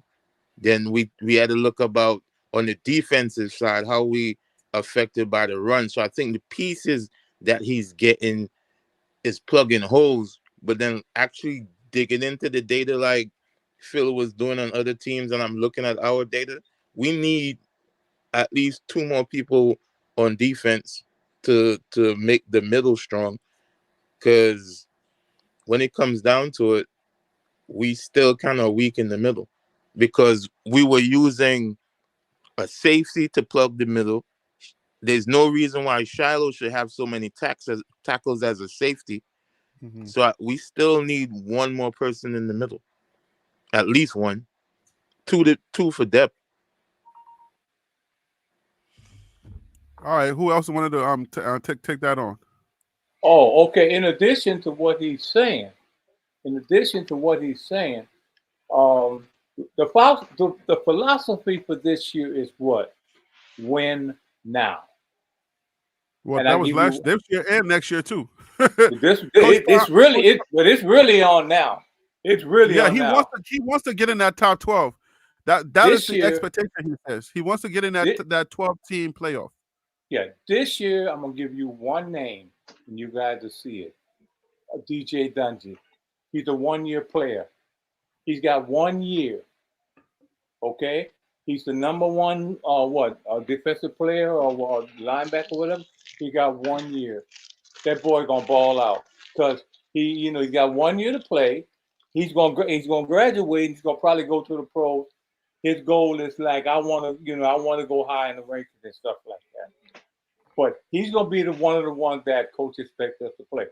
There are a couple of other guys. You said DJ He meant Lundy. He meant Lundy. Lundy. I'm sorry. I get the names mixed up. I'm sorry. Guys. Oh, okay. Yeah, Lundy. Yeah, the linebacker. 1 year. Okay, and I think we may have a couple of more. The guy, remember, what was the guy named Beacon? The big guy from Houston that went to Oregon, I think. Big guy. He was a 1 year player. So he was bringing these guys in because he knew they wanted to go, but in order for them to go, they got to help us win now. The thing I look at with that too, now you got to remember these are 1 year players, and here's where the NIL comes in. That those boys are for that 1 year being here, they're gonna get paid for that. I mean, and I'm not knocking. I think that the NIL is wonderful. It's great. The brothers get to make some money. But if you watch what coach is doing, man, he's not just doing this thing just to do it. He's strategically doing that. So to answer your question, let me ask you something then. Yes, sir. Have you factored in the NCAA is making everybody eligible to transfer at will now? So as a coach, what is my incentive to build a player? What is my incentive to go to the high school and get 20 players? Because the problem is because we have a small high school class, we naturally going to show up as a small, or we're going to have a low ranking because of the amount of people we bringing in from high school. So what is my incentive as a coach when I know players don't have any loyalty? You have Oregon, Alabama, some of the biggest schools who have more access to not just NIL, to the collective, because sometimes we forget the collective is just a nice word for the boosters. So let me tell you, that's a good question. I'm glad you asked that question. The incentive is to keep building. Okay. Now, but the problem with keep building, going back to what you were saying about the NCAA and they got this new ruling now that players can transfer. Who's to say those high school students that I spent 2 years building? Because because they after 2 years, then they decide to go into the portal. But that's what That's I'm trying to another tell one of you. the challenges. Yeah. They don't have to wait anymore. They No, can they don't. play. They could play half a season and transfer now, technically. Wait. You're saying they can Half a transfer in season? the same season? I don't know that to I'm be not true. I know that. 100% sure on it, but the way how it is now, you could transfer and actually go somewhere else and play a bowl game. So I Well, don't know technically, about that's well, that. what's no, happening. what it is, I think what it is, let's see, coming out of high school, I was reading this the other day. Coming out of high school, uh, okay, they can. I mean, but if you go to a program, okay, and you want to be a part of that school, okay, and you want to play, they go first of all, you want to be a linebacker or whatever. You're training. You're not going. I don't think you're going to go after 1 year unless you go to a JUCO, right? They go No, to but JUCO. that's before you couldn't because you would have to sit out. I Uh-huh. don't think you understand what I'm saying. Now, let's say you play the whole season, you don't have to sit for anything anymore. You don't have Some of the freshmen, right? anybody, and that's what But I'm you, trying to tell you. It's but literally like free agency. it Even the is, yeah, because Colorado um athletic director was showing some concerns because now if you go out into the portal, right, which is something we don't talk about, and you perhaps don't get picked up, right, yeah, you lose your scholarship. So right. they're gonna be a increase of players not graduating, and we already know is only 10% of them going pro. Can I So can I what bring what up a what I point was real quick? saying, what I was saying was help. We were criticizing Coach Prime on only taking a small class from high school. So I was just trying to explain to people what would be his incentive to go the opposite way because he wants to win now. We use that, but then we have to pay attention to the business because the Colorado athletic director is on NCAA board, so he has head knowledge of what's coming. But you can Wait, respond to that. NCAA or Pac-12? He's not on I NCAA. mean, Yeah, yeah, Pac-12. My bad, Pac-12, Pac-12. yeah. Oh, okay. You know I'm gonna check you live. Hey, that's what we here for. Iron sharpen iron. Yeah, I got Well, a point about the transfer thing real quick, if you don't mind. Go ahead. Yeah, So that's a good point about how it is changing, and I think it's definitely going to make college football a little different. I think my biggest concern, if I were like a gung ho Colorado fan, my biggest concern would be, are these guys' credits going to be able to transfer? Because we know when Dion first got there, that was kind of an issue with being able to bring some of the guys in. So specifically because he's at Colorado, I'm wondering how hard is it to have some of those transfers to come in when you got kids who have already transferred twice, and now you got to make sure their credits transferable. So I'm wondering how difficult is that going to be moving forward, which just that makes part sure wouldn't guys are be even difficult. eligible. That part wouldn't be difficult because they lowered it to bring them. So yeah, but it'll be an Okay, advantage what for them this going the other way. this is So what but the okay, this is what yeah, the AD at Colorado said, because he kind of challenged that a little bit. He said something, if the kids get in, they get into the portal, and they're allowed to transfer just how every time it's time to transfer, they transfer. Academically, it's hurting them because he brought up the fact about them not having enough credits. right. Okay, he said now and so that's the only challenge when the NCAA went with this. Okay, you can transfer anytime you want. That's not fair to the kids, because when they get rid of transfer, academically they're not going to be. They probably won't be able to do it. Number one, because wherever you want to go, you probably won't have enough credits to transfer, because and one that's of the tough. issues So, was in a situation where if I'm savvy person on the internet, like we see Jordan Seaton did. I could go to Colorado one year, get $1 million. I could go to who wanted them again? Oregon. I could go to Oregon, get $1 million the next year, and then like I could do 3 years of getting $1 million grant, and it would be legal. So I don't think people understanding if the individuals. Let's address this. Are we losing a cornerback? Who?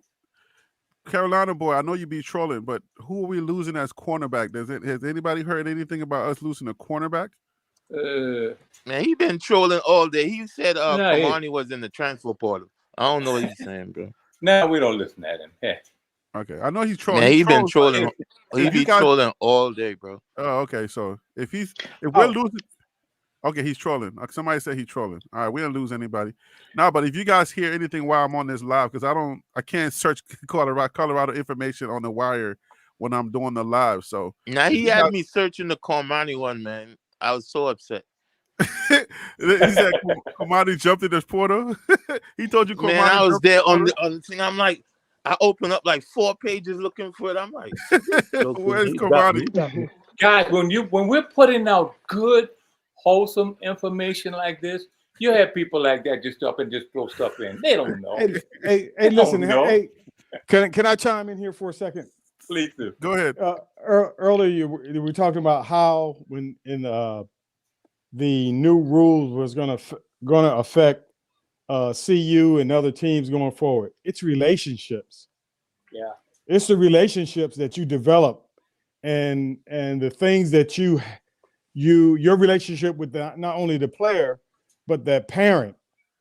Like because of the relationship that Coach Prime had with Carmani and his family, mainly his family, he was able to chastise him publicly for not doing what he was supposed to do. So when Kamani called home, his support system said, "What are you doing?" This man laid it out to us what you needed to do to improve this year and to improve the following year to get where you want to be, and you're not doing what you're supposed to do. So it's the relationship that is what's going to keep some of them. Georgia, Alabama, those two are strong programs, and they deal with it even before the NIL. Guys would leave their program. Number one, they could leave because they were very highly rated when they left high school, and number two, they knew there was somewhere else they could go. In regards to football players not graduating, that again is one thing that Coach Prime is a step ahead of everyone else, because his main goal with tutors, with making sure that you go to class, which announcing academic football player of the week every week, and checking on grades constantly and on classes. His goal is to make sure that whatever the percentage of football players graduated the year previously, that they exceed that and that they continue to exceed that. Rick George's issue was with the NCAA changing the transfer portal rules is that, sure, they take 12 credits each semester in order to be eligible to play, but however, after 4 years, they don't have enough credits to get a degree. Yeah, but most players ain't staying 4 years, bro. Yeah, most players, I don't care how. The longest person that stay are the linemen. All right, guys. Let's address this. Let's address this real quick. Andy Etok, I guess he's announcing that he's answering the transfer portal, but I don't even know a name Andy Etok. Who the heck is that? I've heard of him. He wants to see in the field. No way. I think it's a guy that y'all won't need to worry about. Yeah, I don't even remember doing a video on a name called Andy Etok, and I've did the whole roster. Like you know what that means, right? I've seen this. I've seen his name though. I've seen him. But he's not Harry, in the you know what that means, right? What does that mean? Coach Prime got somebody, and he bring that young man in the office like, son, it's not gotta going to go. really work for you. I need that scholarship. I'm just being real. They say he's a If Wild walk-on. Dog was here, He was Wild a Dog would walk-on. agree with me. He's He's a a walk-on. freshman. I don't think he was a scholarship player. He was a Oh. walk-on. He's a freshman. Oh, He's a okay. freshman. But he's not in the I transfer. got excited. I know. My bad. I He knew he hit was the- gearing up to do something, but Oh, he hit the transfer portal. he's not. Hey, Yeah, Hey, Harry, can he is in the transfer portal. He's not in the transfer portal because I got it up right here. Colorado walk-on it just defensive came back out, though. Andy Etok enters transfer portal. Well, I mean, he's probably announcing to enter, but he's not. He hasn't officially entered because if you look on your screen, since y'all been talking, I've been looking at the transfer portal, and I don't It see takes a some time to Andy refresh. I don't see an Andy Etok, but they can announce, okay? When they say I'm going to enter the transfer portal, doesn't mean like they have officially done it because it's a process. You gotta go to the school, you gotta tell them, hey, I'm gonna be jumping in, and then they're gonna enter your name. By the time they do all of that, your announcement can be there for a couple of days before you officially enter. Unless you guys are seeing the transfer portal and he's on there. But I don't see his name in the transfer portal. I think he's just announced that he's gonna be entering. And which could give a little bit of credence to what Panda's saying that he's been told, hey man, you better do what you gotta do. You better do what you gotta do. Transfer portal. You know, Coach Prime is not holding back those conversations. Those Harry B. conversations is real this time around. 11:41 a.m. December 27, 2023. Valley Christian, San Jose, California cornerback Andy Etok entered transfer portal 12/27/23. Well, you reading that? Are you reading that on the off the transfer portal on 3.com transfer portal. I don't mess with it's on 3. Twitter as well. I only do 247 Sports transfer portal because I don't. On 3 is a little skittish for me. Yeah, they are. They are. I do not read on 3 transfer portal. I only do 247 Sports. Hey, Harry, can I make have any skin in the game? So go ahead. Can I make a quick point on what Panda brought up earlier about the sacks? Yeah. I just want to give you your flowers, man. That was a great point. And I pulled up something because you said it was about 400 yards, sack yards. And in college, when the quarterback is sacked, those numbers go against the rushing numbers, right? Yeah. So that's true. So I went in and I added those 400 yards to the rushing total that Colorado had last year. They had 827 yards rushing, right? They were dead last in the Pac-12. Even if you give them back those 400 yards, they would still be second from the last team in the Pac-12 rushing. So I was thinking that it was going to be a little bit more. I thought that the rushing was going to look a little bit better once you added the yards for the sack. But as a whole, the rushing offense has a lot of work they need to do because, like I said, they were dead last and still second last, adding those sack yards back in to the rushing total. So that is something that I think Dion's really going to have to look at this year to try to be more balanced. So are you saying looking at the rushing, is that what you're saying?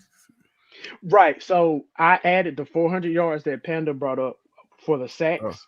So if you add those, because it goes against the rushing total. So if you added those 400 yards as if he didn't get sacked, I just wanted to see where would they rank in the conference, and they're still second from the last. So still not looking really good from a rushing standpoint. Because our average was 2.3. Carry? Yeah, for rush, average per rush. Yeah, that's bad. Either way you look at it, I don't know. This attempt seems high. First of all, Carolina boy wants y'all to apologize to him. So y'all better apologize to Carolina boy because he gave y'all pertinent data. He trolls, but then he brings some info. You even, man, because you had me searching for Carmani. We're even. Carolina boy, we're even. Hey, Harry, I'm not gonna say where I see Carolina boy because I'm not finna give publicity to other pages, but I've seen him I know where other he be at. lives and He other be over by chats. Coach Hayes. I seen him. Yeah, I seen him. yeah. He want, he want to coach. If he want to coach Hayes' friend, that's one Over of there Coach with Coach Hayes. Hayes and Big Carolina boy, Chico. Yeah. Carolina boy, look, you even, Carolina boy, we even. You bring more information than you throw 10 times. Come on, that's even. Now, but at the same time, man, I do like the people who have a critical analysis based in football. I'm all for that. I just don't like critical analysis that bringing in other things. Once it's football and we can say, hey, the coaching could have improved XYZ, I'm all for it. Because, like, I just Yeah. be joking with Phil. Phil actually points out things. You see what I'm saying? Once Thank we you. can keep it football, I'm all for that. But that's what, listen, man, that's what this show is all about. But we are 15 minutes over the show. Listen, we brought so much data today, my hair hurts. I told you yesterday this is gonna be a lot of data show today. So we dealt with the I know Wild Dog, you did not come on today. I don't know what's happening. Maybe your flag got a tear in it and you couldn't show your flag today. I'm just trolling. But anyways, listen, there's a lot of data on the defense. We talked a little bit about the offense, but I think with all of the information that we got, we now have to go into details. We got to get a little bit nitty gritty. We got to go inside the lines. All right. We've been staying on the general surface. Now we got to go inside the lines on the defense and the offense. So, guys, be prepared if you're going to come on the show. Be prepared to talk about the inside, the nitty gritty. Like, what's on that line? Are we talking about edge rushers on the defense? Are we talking about linebackers? Are we talking about who specifically was the fault, or who's going to take the fault, or what are we looking at so that we can make sure that we can hold Deion Sanders and his Colorado Buffaloes accountable? Was it the tennis channel that said this is like a what did you say, the tennis channel? What did I say about what, man? Did you say this is like a some type of group? What was it called? What did you say? Man, this is our focus group, brother. A focus group. It's nice. I like this. This is good. So now, but hey, listen, with a focus group, you focus on the issues. Yeah. Then you have to come up with solutions, and when you come up with the solutions, you give them back to the people that's going to use them, which is Coach Prime. This is why I told you guys. He's listening. Well, and it's two metrics we got to address. You see the penalties, we have an average of 31 per game. If we don't clean that up, we in problems. That's players. I put that on players. How do we address penalties? We can only address the things we can control. We can't control that. You can. You put it on the players. Somebody wasn't paying attention. Somebody was thinking about their girlfriend. But what are you hearing? Are you hearing discipline through that? So that means we got to talk about discipline on the next show? Yeah, either you coach it or you allow it. Yeah, that's coaching. This is what I heard about the discipline. Oh, fighting words, Phil. Fighting words. Either you're coaching or go you easy, Phil. Go easy. Go easy, Phil. Here's what I heard. Listen, here's what I heard about the discipline piece. Oh, now you're going to start a whole other show? No, anybody that's caught, that bid penalty, they run laps. This is why. Now I don't think that ended, but they run laps, man. They got them running. Coach need to implement something that he implements that already. Oh, okay. That's already implemented because the first time they were having these issues with penalties, the next time they had a practice, I was watching it, and they were running laps because of the infraction. So there are penalties in place. Okay, so it sounds like y'all bringing up something for next show. Listen, what's Coach Prime's mantra? Is it fast, discipline? What is it?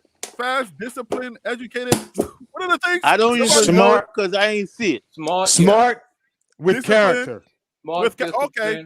All right. So guess what? We'll talk about that on tomorrow's show. All right. The tennis channel, you promised you was going to give us your name. You didn't give it to us yet. What is your final word? My name is Willie Williams, man. Dude, guys, it's a pleasure meeting you guys. Pleasure being part of this group. I mean, I really enjoyed it the most. You guys are awesome. Keep doing what you're doing. You guys got me doing research now. I'm going back and doing more research. So That's what's up. good All right, job. Phil, you brought a lot of data today. I want to thank you for your data. What are your final words? Yo, listen, I know I'm the resident hater on the panel, but but Actually, but no, I you're but I not. No, no, no. I think that's Yardman. Y'all Yardman, man got you, man. Y'all man Carolina got you. boy. but Carolina boy look. got you, man. You're not the Oh resident yeah, hater. Carolina got me beat. But Oh the man, point I want to make by, is by miles. I think you're just neutral. You're not a super fan like us, like some of us. my thing is I want to see Deion succeed. I'm just gonna be a little bit more harsh, a little bit more critical on him than some people are. But I promise it's from a good place. I want to see him success. I want to see him be successful, and I want to see him get some wins, man. Because we need more black coaches being successful in the NCAA. So that's all I Yeah, got, man. Thank you for letting me jump on. That's what's up. yeah. Round Panda, my guy Panda Bear. What do you what are your last words? Yo, go Bucks, man. Tomorrow we'll adjust the things that costing us points. Ooh, yeah, that is true. Fast discipline with character and some other stuff. Cause All I right, ain't never seen the acronym. you never seen what the acronym? I never seen it on display. They weren't Oh smart at yeah, all. Well off has shown it many Smart, fast. times. No, I think is it on those quotes in his room, in his office. Oh They're yeah. they're in the facility along the I'm not wall. saying they don't exist. I'm saying I never see the Oh, but then open team. your eyes, man. Stop playing with me. No, I'm Ron, saying I never see the team live up to that. That's Yeah, all. yeah, yeah, that's what yeah. you're saying. So then that's why we're gonna talk about it. We're gonna talk about that because Coach Prime teams are usually disciplined because that's something that he's very disciplined. Even like he's one of the most fittest coaches in all of like college football. So it's like it's weird that his team he was not able to get his team to buy into that. Anyways, Ron Tate, man, we can talk about that tomorrow. Ron Tate, what are your final words? Hey, listen, I want you guys to keep your emotions under control, like I do. let's be realistic. Let's be realistic Yeah. about this. Okay. You know, hey, look, hey, I enjoy it. Thanks, Harry, for allowing me to come on to express my views. For sure. And like the tennis star said, the tennis coach said, keep up the good work, man. We enjoy it. Yeah. Oh, I appreciate y'all coming on and making it enjoyable. That this is, I will let you guys know we are a sports talk show, and you guys are the you guys are the professionals that come on those talk shows. I throw you guys a question, you guys knock it out the park. So, who needs experts when you got y'all? So I appreciate you guys. So that'll be my last words. I thank you so much for joining me on this panel. And every day we have a great show and we bring the Buff fans pertinent information that they can hold on to so that they're not out there breaking TVs. You feel me? I'll see you guys tomorrow, man. Thank you for joining me today. Good All right, job, y'all be man. blessed. Good job. Cheers. Take care. All right, guys. So there we have it. Today's show was a great show. It was a successful show. It was full of a lot of data. I hope that you understand the way that we broke the data down because the data is not always easy to break down, but we do our best on this show to break down the data so that you can know how to use that data to cheer for your favorite Colorado team. Okay? The Colorado Buffs. Coach Prime is doing a great job. We're going to hold him accountable right here. All right? Like the tennis channel said, all right, this is the focus group for Coach Prime. We are going to continue to focus on Coach Prime and the Colorado Buffs. We're going to keep them honest. That's what we do here at TLP Sports Club, TLP Live at noon. We will see you tomorrow. You know who I am. I'm Harry B. And that right there was your Liberian perspective. That's TLP Sports Club. Brah. Good night, guys. Good afternoon. Good evening.